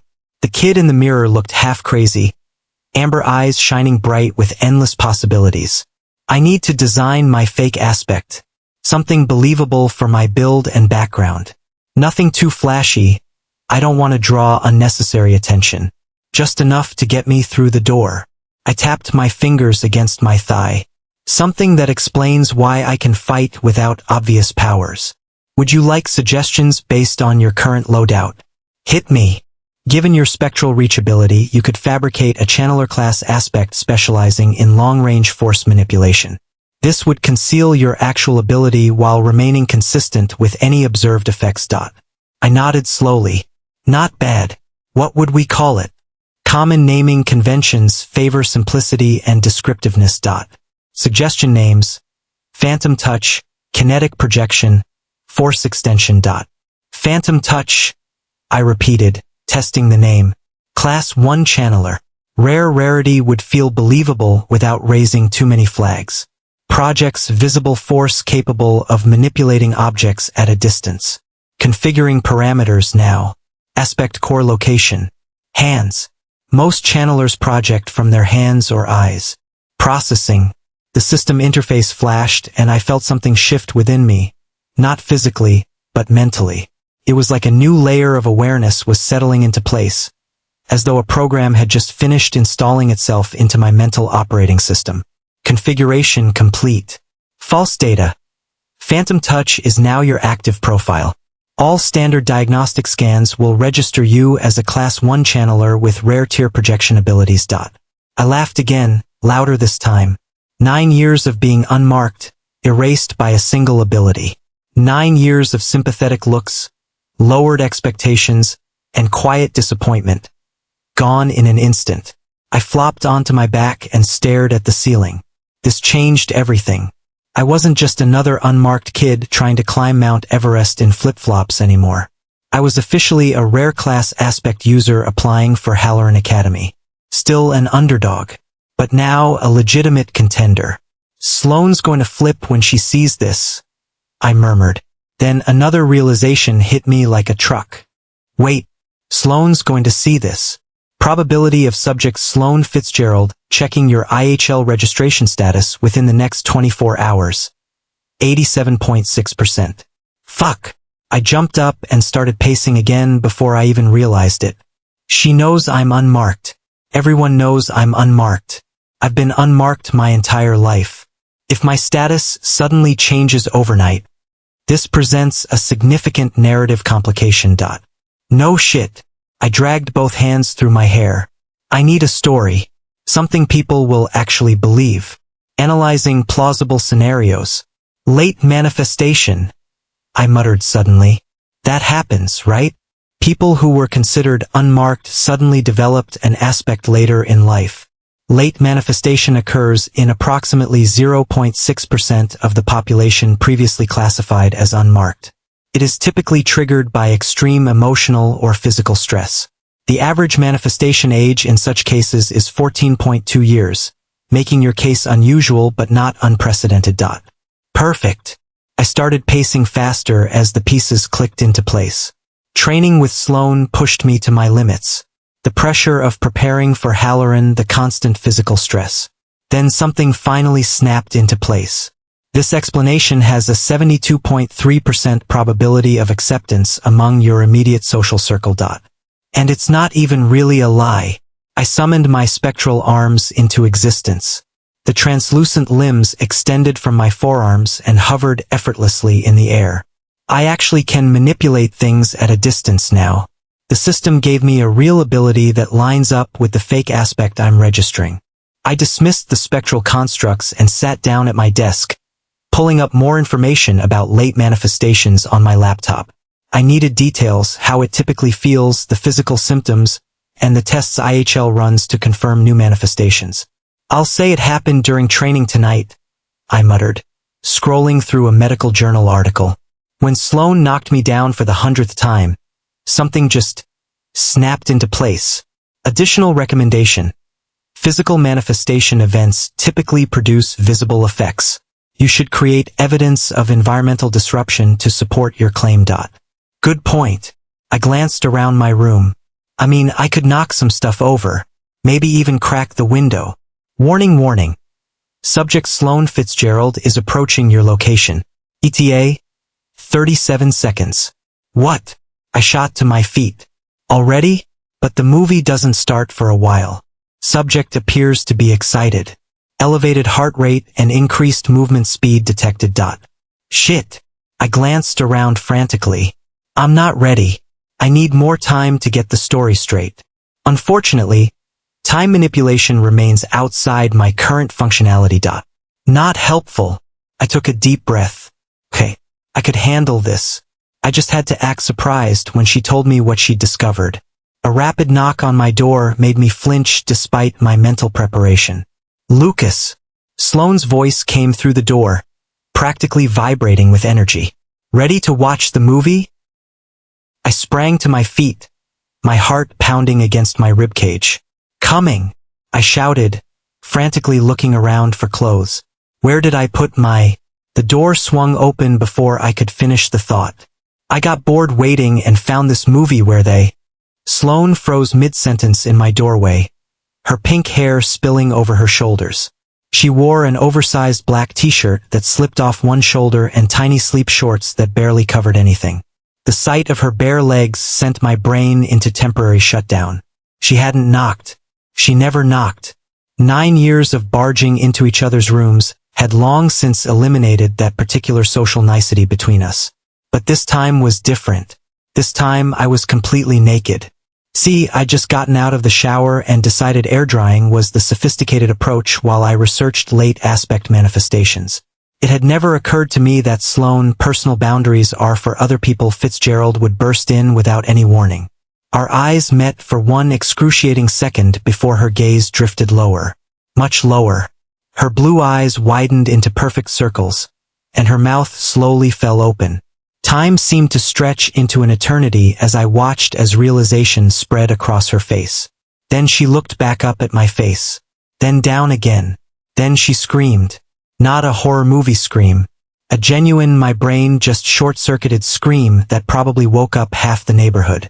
I lunged for the closest thing I could reach. a pillow from my bed and slammed it over my crotch. What the fuck? Her face turned a shade redder than I'd ever seen before. Small explosions crackled around her hands, little bursts of her aspect firing involuntarily. Why are you naked? Why did you barge in without knocking? I shot back, clutching the pillow against me like my life depended on it. I always barge in. Maybe stop doing that. She slapped both hands over her eyes, but I could still see her peeking through her fingers. Put some clothes on. I'm trying. You're standing in my doorway. Move. She didn't. She just stood there with her hands half covering her face, very obviously still looking. Sloane. What? Get out so I can get dressed. Right. She took a single step backward. I'm going. She didn't go. You're still standing there. I know. I'm processing. Process outside. Another mini explosion popped beside her shoulder. Fine. Just hurry up. She slammed the door shut. A second later, I heard her hyperventilating in the hallway. I dropped the pillow and lunged for my dresser, yanking out the first pair of boxers I could find. My hands shook so badly I nearly tripped trying to put them on. Subject Sloane Fitzgerald's temptation gauge has increased by 6%. Current reading, 44%. Threshold achieved. Attach stage unlocked. Are you fucking kidding me right now? I hissed at the system. Would you prefer I withhold relevant progression metrics? I'd prefer you shut up while I deal with this catastrophe. Noted. Though metrics suggest this catastrophe has significantly advanced your primary objective. Great. Apparently, my humiliation was excellent for progression. I threw on a pair of sweatpants and a t-shirt in record time, desperately trying to process what had just happened. Sloane had seen me naked. All of me, and based on her reaction, wait, the temptation gauge had jumped 6%, from 44 to 44? System, what's Sloane's current gauge reading? 44%. But you said it increased by 6%. That would put her at 50. Correction. Subject Sloane Fitzgerald's temptation gauge was at 38% prior to this incident. It has now reached 44%. But it was already at. I stopped myself as the realization hit me. The gauge never updated after our training sessions, did it? Correct. The gauge updates in real time but only displays changes when queried or upon reaching significant progression threshold. So she's been making progress this whole time without me knowing. Also correct. Your training sessions have been remarkably effective at increasing her attachment metrics. I let out a slow, deep breath. That explained a lot about her behavior this past week. The lingering touches during training, the movie night invitation, and now, this reaction. Congratulations on achieving the attached stage with subject Sloane Fitzgerald. New quests will now become available. Can we deal with that later? I need to go out there and somehow make this not the most awkward moment of our lives. Query. Would you like tactical suggestions for this social scenario? No. I mean yes. Actually, yes. Analysis indicates two viable approaches. 1. Deflection through humor to normalize the incident. 2. Offer a sincere apology while avoiding direct reference to specifics. Approach 1 has the higher probability of success given the subject's current emotional state and your established dynamic. Humor it is. I opened the door to find Sloane pacing in the hallway, her face still bright red. So, I said, leaning against the doorframe with forced casualness. That happened. She stopped pacing and shot me a glare. You could have warned me. Warned you that I was naked in my own room? Should I hang up a sign every time I shower? You should lock your door like a normal person. You should knock like a normal person. We stared each other down, neither of us willing to back off. Then something shifted in Sloane's expression. Her eyes narrowed slightly, a calculating look replacing the embarrassment. Were you just sitting there naked on purpose? I blinked. What? No. I was air drying. Air drying, she repeated. Her tone made it clear she wasn't buying it. Yes, that's an actual thing people do. While researching on your laptop? I'm efficient. A dangerous smile spread across her face. You wanted me to walk in. That's insane. Why would I want that? Because you've been acting weird all week. Different. She stepped closer, and I instinctively took a step back into my room. The training, the breakfast, the movie suggestion. The movie was your idea. After you planted the idea in my head, I had absolutely no idea where this was going, but every alarm bell in my body was ringing. Sloane wasn't embarrassed anymore. She was something else, something I couldn't quite identify. You're being paranoid, I said, trying to sound relaxed while continuing to retreat as she followed me into my room. Am I? Another step forward. Because ever since our training session last week, when you... She trailed off, clearly unwilling to bring up the ass incident directly. That was an accident. Was it? She stopped close enough that I could smell her shampoo. Because you've been different ever since. More confident. Like you're suddenly not the same Lucas I've known for 9 years. Shit. She wasn't wrong. I wasn't the same Lucas. I literally wasn't him at all. I was someone else wearing his body, using a system no one else could see.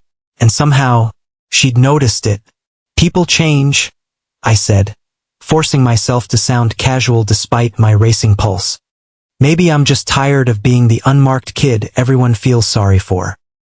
Something in my words made her expression soften. Nobody feels sorry for you. Everyone feels sorry for me. The orphan with dead hero parents who didn't inherit an aspect. That's not. It is. You know it is. I ran a hand through my damp hair. But I'm done with that. I'm going to Halloran, and I'm going to pass that exam, and I'm going to become a hero. Sloane studied my face for a long moment. What changed? Something happened. I know it did. This was it. My opening. I don't know how to explain it, I said, letting my voice drop to almost a whisper. But something has changed. During our training, when you kept knocking me down, pushing me to my limits, I felt something. Her eyes widened just a fraction. What do you mean, felt something? I held up my hand, focusing to make it look like I was struggling with something new, something unfamiliar. It's like, there's something inside me now, something that wasn't there before. Sloane's expression transformed from initial suspicion to stunned disbelief. Lucas, are you saying? I gave her a slow nod. I think I manifested. That's impossible, she whispered, though I could already see her mind racing. You're 18. Late manifestations almost never happen after 14. Almost never isn't never. Show me. This was the tricky part. I needed to demonstrate something that could be explained by my fake aspect without revealing my actual abilities. I looked around my room before my gaze landed on a book sitting on my desk. I extended my hand toward it, feigning intense concentration as spectral reach silently unfurled from my arm. Sloane watched closely with suspicion, skepticism still lingering in her eyes. The book trembled. Then it slowly and shakily rose into the air. Sloane's jaw dropped. Holy shit. I know. Holy shit, Lucas. The book wobbled in the air as I manipulated it with my spectral arm, deliberately making it look clumsy and difficult, like I was barely learning to control a power I had only just awakened. When did this happen? Why didn't you tell me right away? It just happened. During our last training session. I shrugged. I was too shocked to say anything, and I wanted to be sure before I told anyone. A whirlwind of emotions crossed Sloane's face. Shock, disbelief, excitement, and finally something that looked suspiciously like pride. We need to register you. Update your IHL file. She was talking so fast now that her earlier embarrassment seemed to have been completely forgotten. This changes everything for your Halloran application. An aspect that manifested under extreme stress conditions? That's the kind of story they eat up. I nodded, trying to look appropriately overwhelmed. I don't even know what classification this would be. Channeler, definitely. Telekinetic subtype. She stepped closer to the floating book, examining it with professional curiosity. The strength looks minimal right now, but that's normal for a fresh manifestation. The range actually seems pretty decent. I let the book drop back onto the desk with a deliberate clatter, pretending the effort had drained me. It's exhausting. Of course it is. She nodded immediately. You're using muscles you never knew you had. The excitement radiating from her was palpable. She reached out and grabbed my shoulders, her blue eyes blazing with intensity. This is amazing, Lucas. Do you have any idea what this means? I nodded, allowing myself a genuine smile. It means I have a real shot at Halloran now. A real shot. She laughed. You have way more than that. Late manifestations often develop unusual properties or secondary effects, she said, squeezing my shoulders tightly. We need to test this properly. Figure out your limits. Document everything for your application.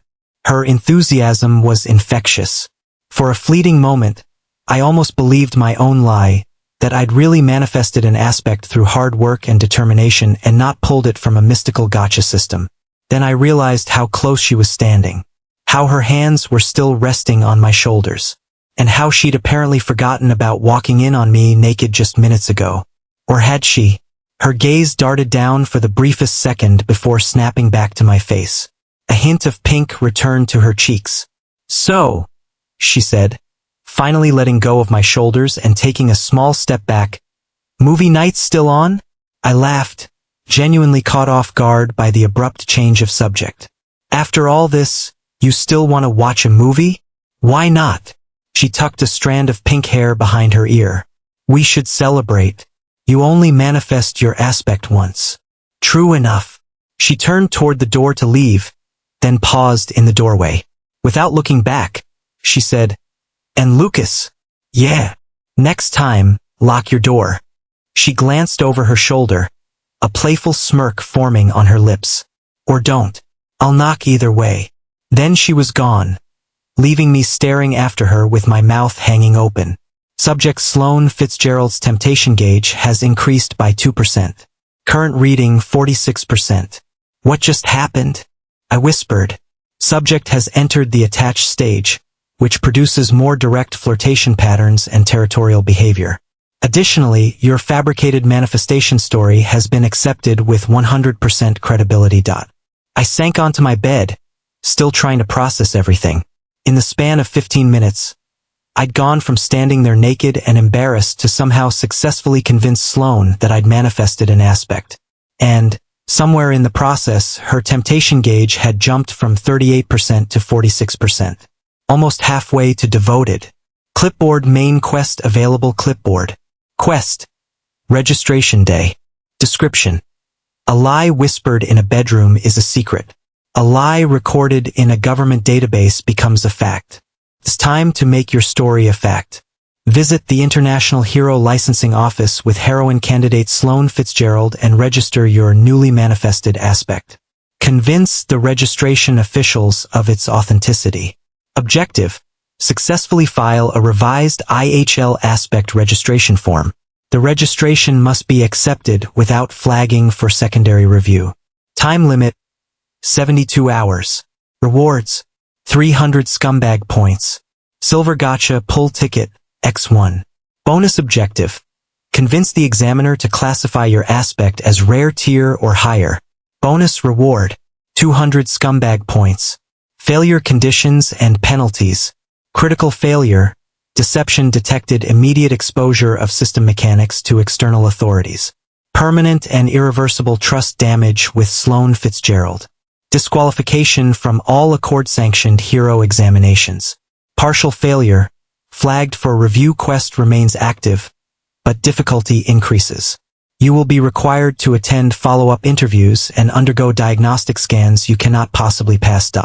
I stared at the quest notification. The stakes had just gotten a lot higher. If the IHL somehow detected my deception, everything would come crashing down. But if I succeeded in pulling this off, I'm really doing this, I murmured. I'm becoming a hero through a lie. Correction. You are becoming a hero through the strategic application of your actual abilities. The method of acquisition is irrelevant to effectiveness. I wasn't sure whether that made me feel better or worse. What I did know was that Sloane was waiting downstairs for our movie. A movie we were apparently watching to celebrate my fake aspect manifestation. A movie we'd be watching alone, in the dark, with her wearing those tiny sleep shorts, and she'd seen me naked, and she wasn't running away. I stood up, taking a slow, steady breath. Whatever was happening between us was complicated, and, with the system involved, probably ethically questionable. But there was no turning back now. I committed to this path. Now it was time to see where it would lead me. I headed downstairs after changing into something more comfortable. Loose joggers and a plain black t-shirt that didn't look like I'd spent the last 20 minutes picking them out. The Oracle feed kept flashing updates about Sloane's movements around the house, which I mostly ignored. I didn't need a supernatural system to tell me she was excited. Her footsteps practically bounced off the walls. The Fitzgerald house even had a dedicated home theater tucked away on the first floor, behind a set of double doors, something Diane had installed after the business started booming. It wasn't one of those sad little setups with a big TV and some recliners that people like to call theater rooms. This was a legitimate mini-cinema, complete with tiered seating, acoustic wall panels, a projector that cost more than most cars, and a concession area with an actual popcorn machine. Rich people, man. I found Sloane already inside the theater. The lights dimmed to that cozy pre-movie glow, and she changed too, into gray sweatpants and a loose tank top that hung off one shoulder. Her pink hair was pulled back into a messy bun, with a few strands framing her face. She glanced up when I walked in, and a smile spread across her face that hit differently from her usual expressions. "About time," she said. "I was starting to think maybe you slipped in the shower. Again. Cute. Really cute." I walked down to the concession counter where she was filling an oversized bowl with fresh popcorn. "You know what's not cute? Bringing that up." She grinned. "You standing there naked like a deer caught in headlights was pretty cute." I felt heat rise in my cheeks. "Can we please move on from my unexpected nudity?" "Not yet." She tossed a piece of popcorn into her mouth with perfect accuracy. "Watching you squirm is way too entertaining." "I'm not squirming," I protested. "I'm standing here completely normally, like a normal person who normally wears clothes." "MHM. Still smiling, she handed me the popcorn bowl.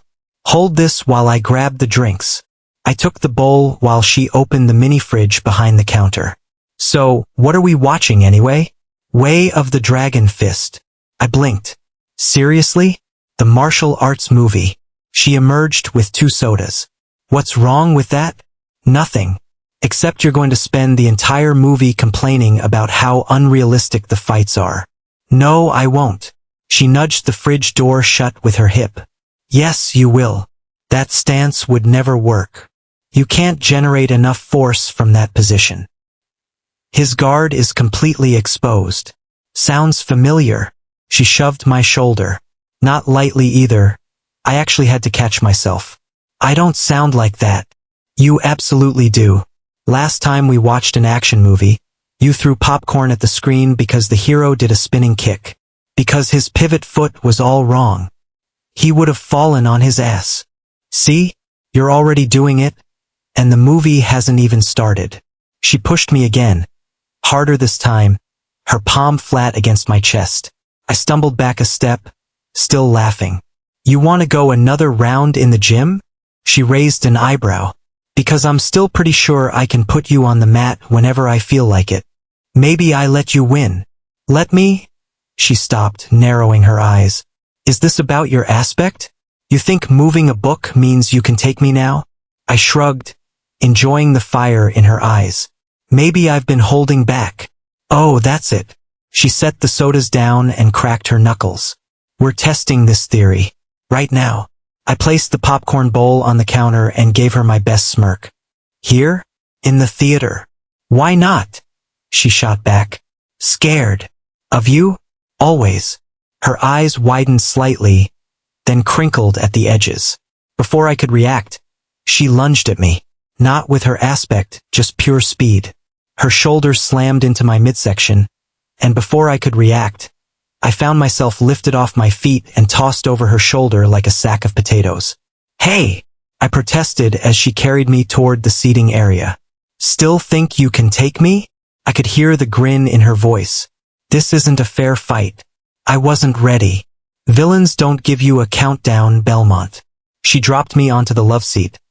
Not one of the regular theater seats, but the small two-person couch positioned in the middle of the front row, then immediately pinned my wrists above my head. Her face hovered inches from mine, her blue eyes gleaming with triumph. I win, she whispered. My heart hammered against my ribs. This was not how I'd expected movie night to begin. You cheated? I muttered. My voice came out more embarrassingly hoarse than I'd intended. I used the element of surprise. Her grip on my wrists tightened. That's called tactical advantage. I suddenly became acutely aware of how close she was. Her weight rested comfortably against me, her thighs straddling my waist. Her tank top had slipped farther down one shoulder, revealing the black strap of her sports bra underneath. Loose pink strands had escaped her bun and were falling around her face. Subject Sloane Fitzgerald's physical contact metrics have increased by 87% compared to the previous baseline. Dominant positioning indicates territorial behavior rather than submission testing. Current temptation gauge, 47%. You gonna let me up? I asked. Do you yield? To what? To the fact that I can still kick your ass, aspect manifested or not. I grinned. Never. With a move I'd imagined pulling off countless times in my head, I bucked my hips and twisted, relying on timing and momentum rather than strength to flip our positions. Sloane's eyes flew open in genuine shock as our positions reversed. A second later, she suddenly found herself beneath me, her wrists now pinned under my hands. How did you? Maybe I have been paying attention during training. The surprise in her expression slowly gave way to something else. A flicker of heat in her blue eyes that suddenly left my mouth dry. For a long moment, neither of us moved or spoke. I could feel her breath against my face, the steady rise and fall of her chest beneath mine. We should start the movie, she said at last, though she made no move to free herself. Yeah, I agreed. I didn't move either. Another quiet beat passed. That means you have to let me go, Lucas. Right? I let go of her wrists and pushed myself upright. Sorry. Don't be. She sat up, tucking a strand of hair behind her ear. Was it my imagination? Or were her cheeks a little pinker than usual? Grab the popcorn while I cue up the movie. I retrieved our abandoned snacks while she fiddled with the remote. When I came back, she patted the spot next to her on the love seat. Sit here. There are like 20 other seats in this theater. She rolled her eyes. Do you want me to pass the popcorn back and forth across 3 rows? Just sit down. I settled on the small couch beside her, our shoulders brushing. The love seat wasn't exactly cramped, but it definitely wasn't designed for personal space either. Every slight movement made us brush against each other.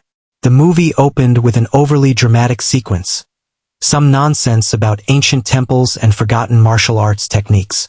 I wasn't really paying attention. Sloane had shifted so that our legs were touching from knee to hip, and her feet tucked beneath her in a way that somehow pressed her even closer to my side.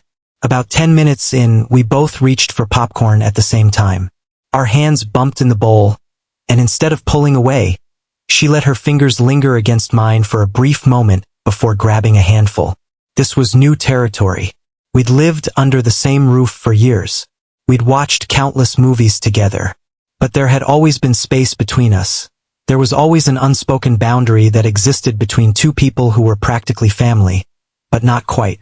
Now that boundary seemed to be dissolving with every passing minute.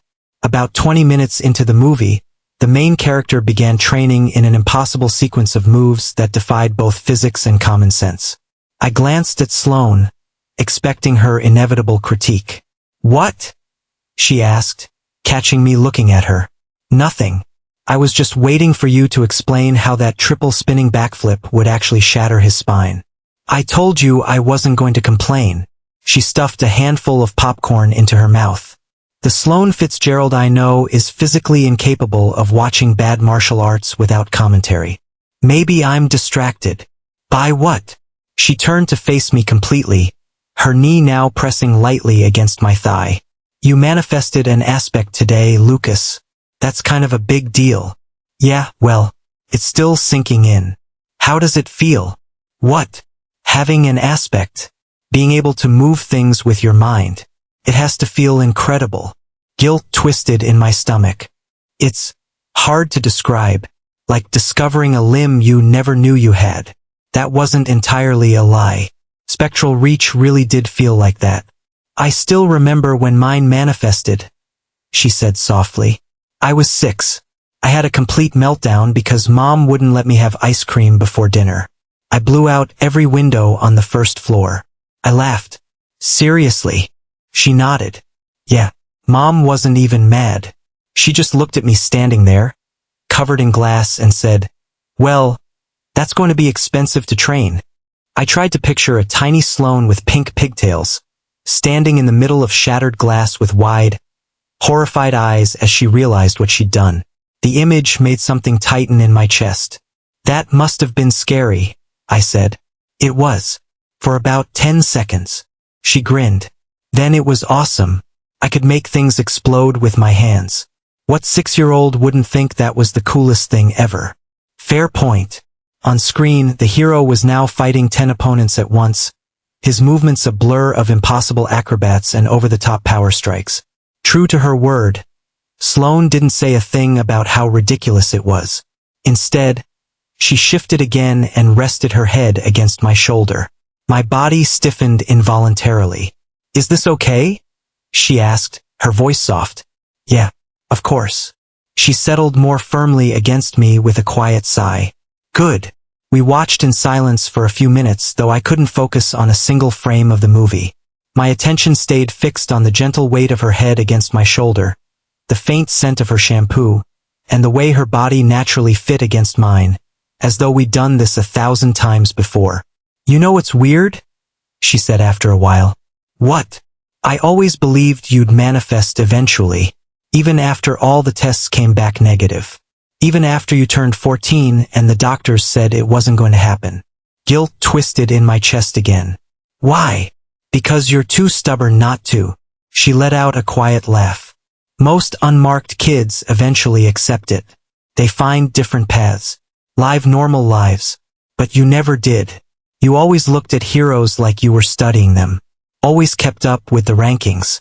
Read about aspects like you were studying for a test everyone insisted you weren't allowed to take.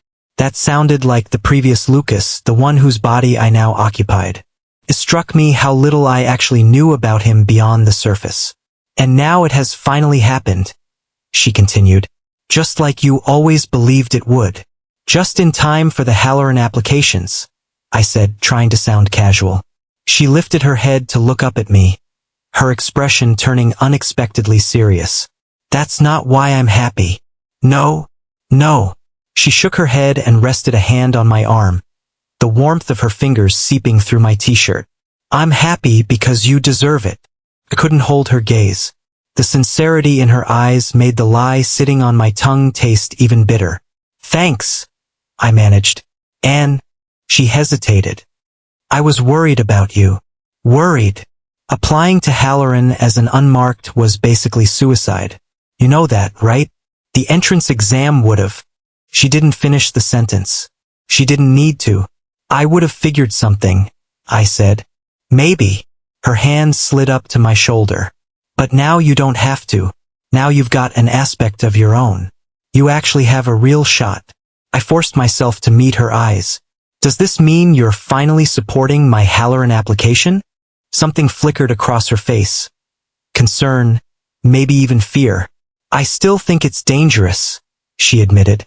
But at least now you've got a fighting chance.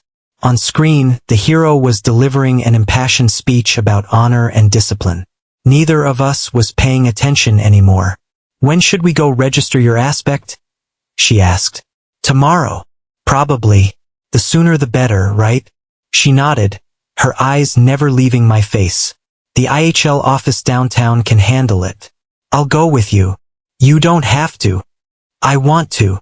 Her hand slipped from my shoulder to the back of my neck, her fingers threading gently into my hair. I want to be there when they update your status from unmarked to channeler. My pulse quickened. She was closer than before, though I couldn't remember either of us moving. Sloane, I murmured, my voice barely above a whisper. What are you doing? I'm not sure. Her eyes drifted to my lips. Celebrating, maybe?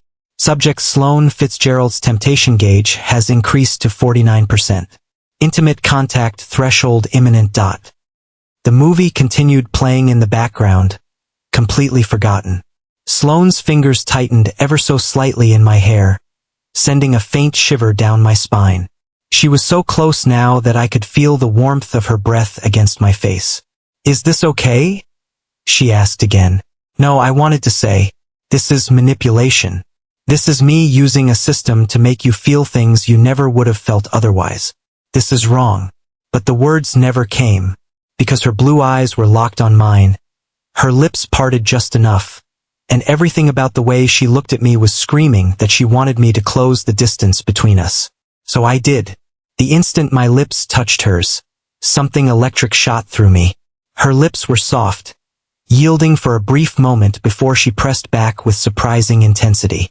The hand behind my neck pulled me closer, deepening the kiss while the other gathered a fistful of my shirt. I slid an arm around her waist and pulled her gently against me.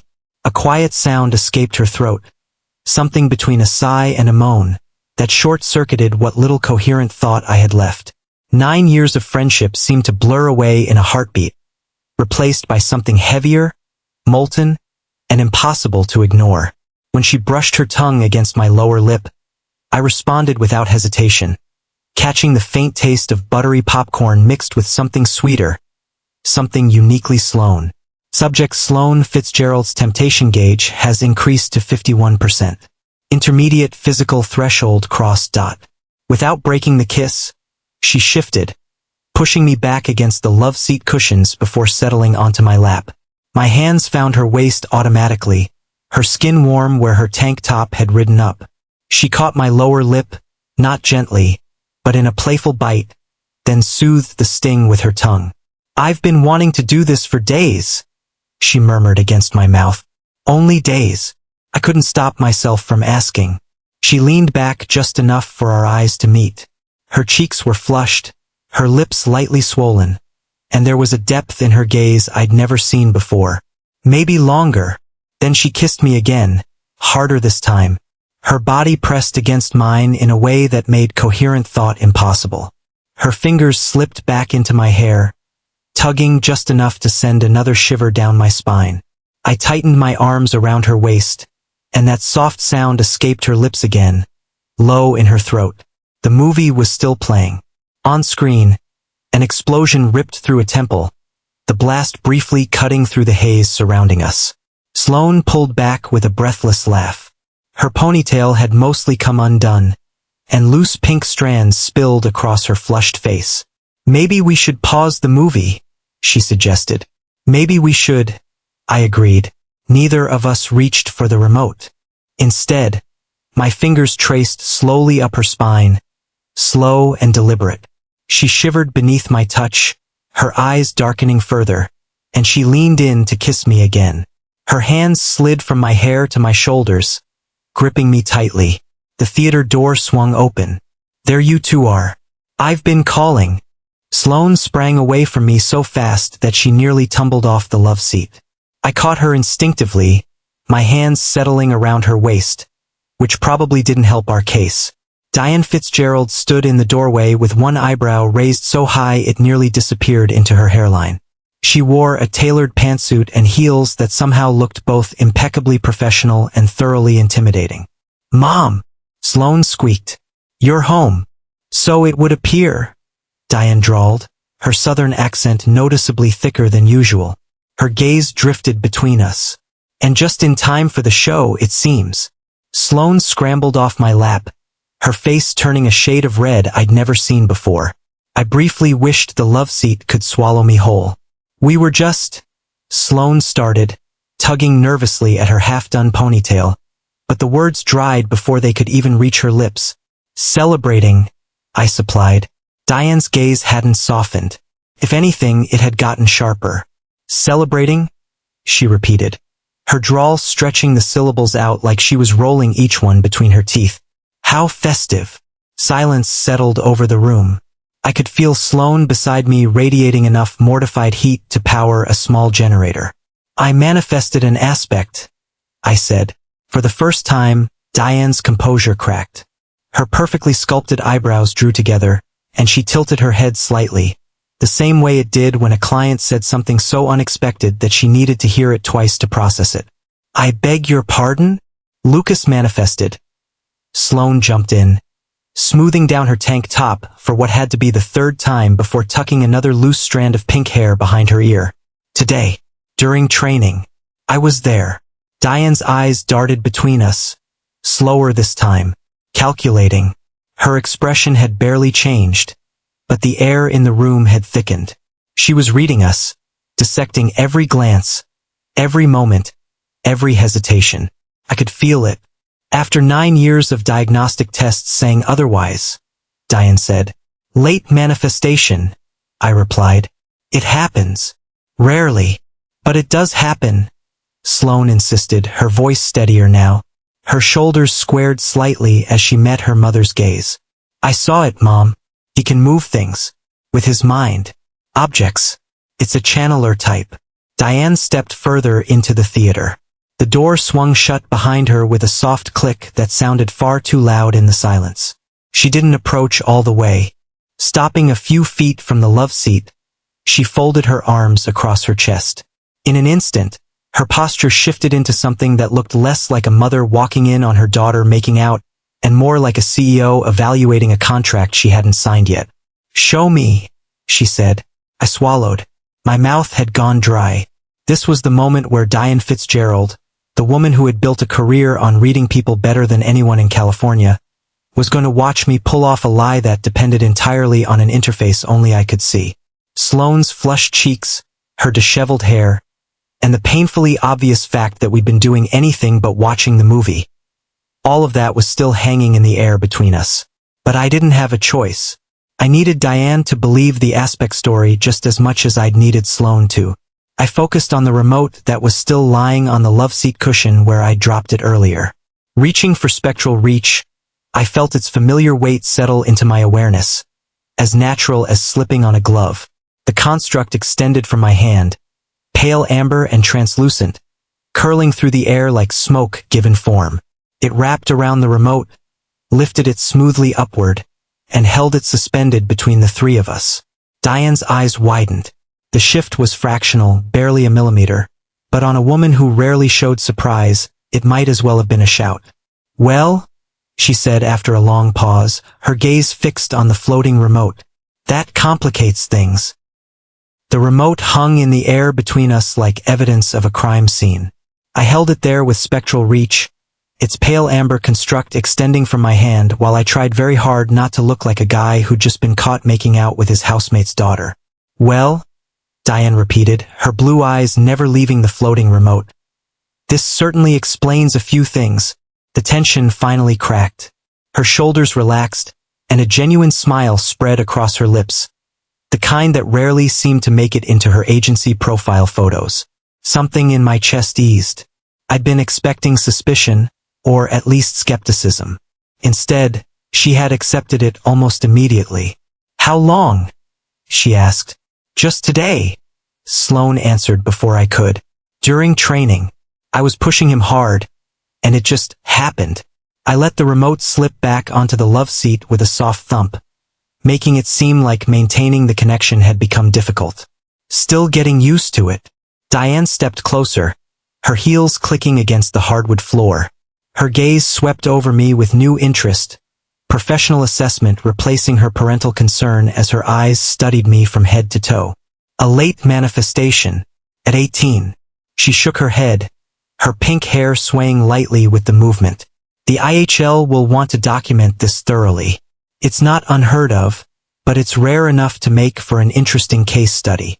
That's exactly what I told him, Sloane said, sounding much more confident now. We're going to register it tomorrow. Diane nodded in approval. I'll make a few calls and see if I can fast-track you through the system. She turned her full attention to me. What does it feel like? Like discovering a limb I never knew I had, I repeated. using the same explanation I'd given Sloane earlier. It sounded convincing enough for me to use it twice. Remarkable. Diane stepped even closer. Have you named it yet? Classified the effect pattern? Phantom touch, I said. Channeler type.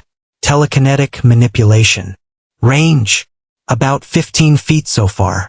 Weight capacity? I hesitated, doing a quick mental calculation.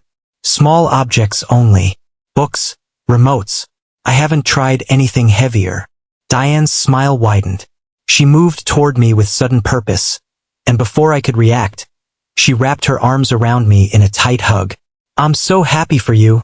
Sugar, she said warmly, her southern accent softening every word. 9 years of waiting, and now here you are. The embrace caught me completely off guard. In all the time I'd been in this body, which admittedly wasn't very long, Diane had never hugged me.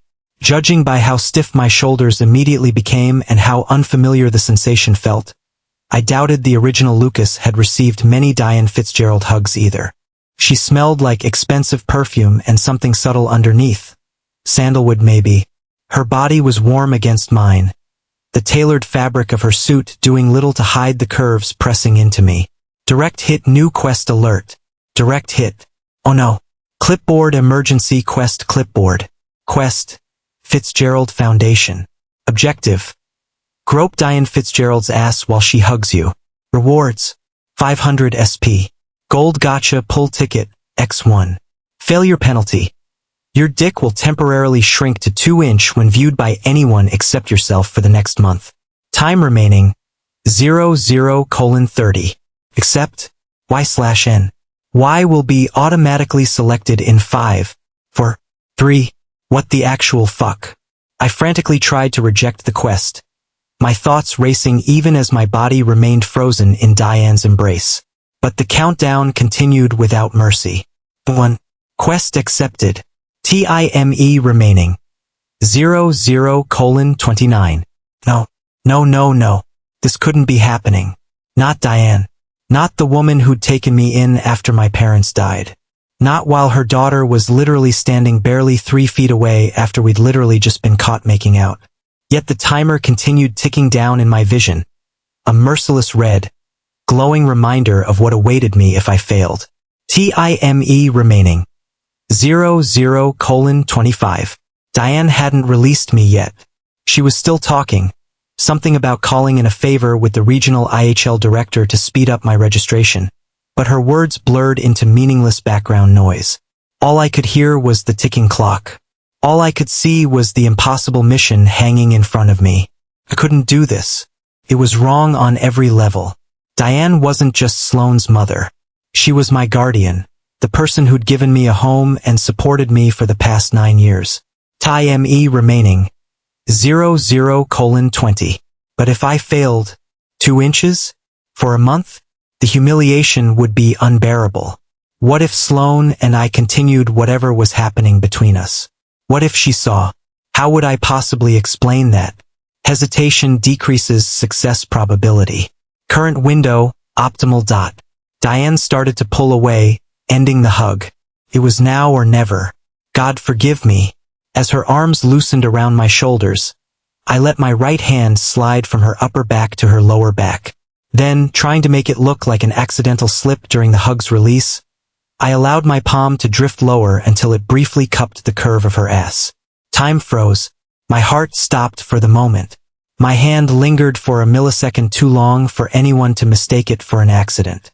Party Popper emergency quest complete. Fitzgerald Foundation Party Popper. Objective.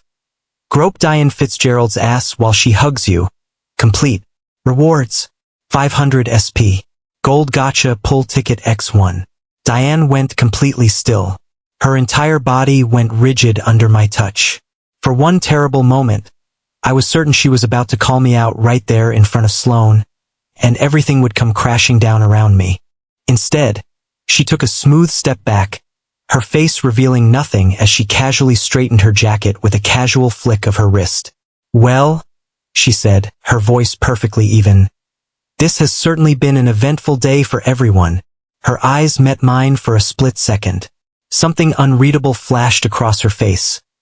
Not anger, exactly, but something more complicated to read. Whatever it was disappeared just as quickly, hidden behind her usual composed expression. I'll leave you two to your movie.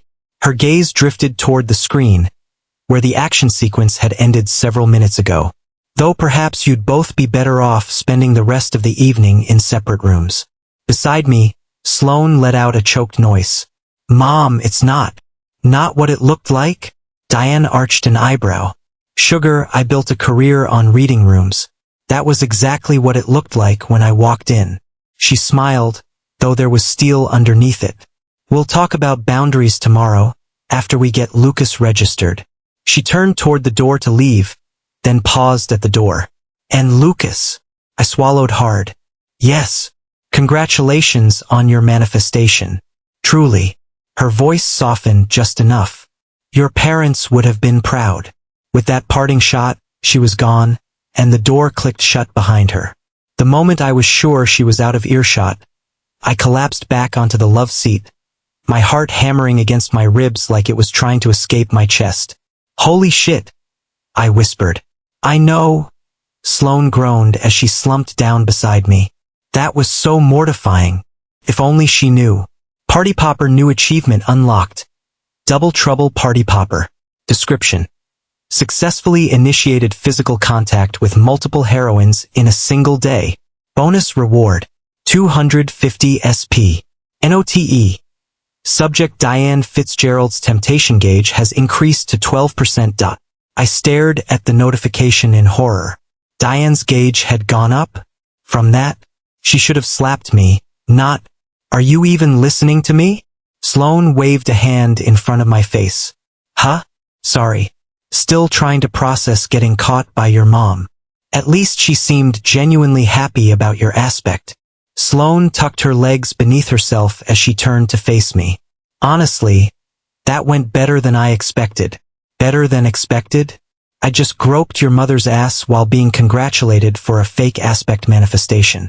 If there was a special hell for transmigrators with gotcha systems, I had just reserved a VIP suite for myself. Yeah, I managed. Real understanding of her. Sloane studied me, her blue eyes narrowing slightly. You look like you're about to throw up. I am just nervous about tomorrow. Not entirely a lie. The registration, don't be, Sloane said, reaching over to squeeze my hand reassuringly. I'll be with you the whole time. And with Mom's connections, we will make sure everything goes smoothly. I nodded, trying to focus on her comforting words instead of the burning knot of shame twisting in my gut. The system had just forced me to cross a line I never would have approached on my own. Diane Fitzgerald deserved better than to be treated like a quest objective. Subject Diane Fitzgerald's stat profile indicates she found the contact intriguing rather than offensive. Her professional demeanor simply prevents visible reaction. Bullshit. There was no way she'd found it intriguing. She's probably plotting how to throw me out of the house without upsetting her daughter. We should probably call it a night, Sloane said, interrupting my internal crisis. She tucked a loose strand of pink hair behind her ear, suddenly looking bashful again. After everything. Yeah. Cleared my throat. Probably for the best. She hesitated. Then, in a quick motion, she leaned forward and pressed her lips on mine for a brief kiss. For the record, she whispered, I don't regret anything that happened before Mom walked in. The sweetness of the moment clashed horribly with the guilt churning in my stomach. Sloane was being sincere. Meanwhile, I was completing quests and manipulating gauges. Neither do I said, because what else could I say? As she stood to leave, Sloane's hand lingered on my shoulder for a moment. Tomorrow at noon, we'll go register your aspect, and then, everything changes. Her eyes sparkled with excitement. No more being the unmarked kid. No more pity. You'll finally be a real contender for Halloran. I forced a smile. Everything changes. After she left, I remained in the theater, staring blankly at the movie credits rolling across the screen. What kind of system forced its user to sexually harass their guardian? What would the next quest demand? Where was the line? And how far past would I be pushed by the system? Your objections have been noted but are irrelevant. The quest was completed successfully. Proceed to claim your gold gotcha pull. I wanted to refuse on principle, but what would that accomplish? The deed was already done. Diane had been groped. My dignity was already in tatters. Might as well get something useful out of it. Damn this scumbag system.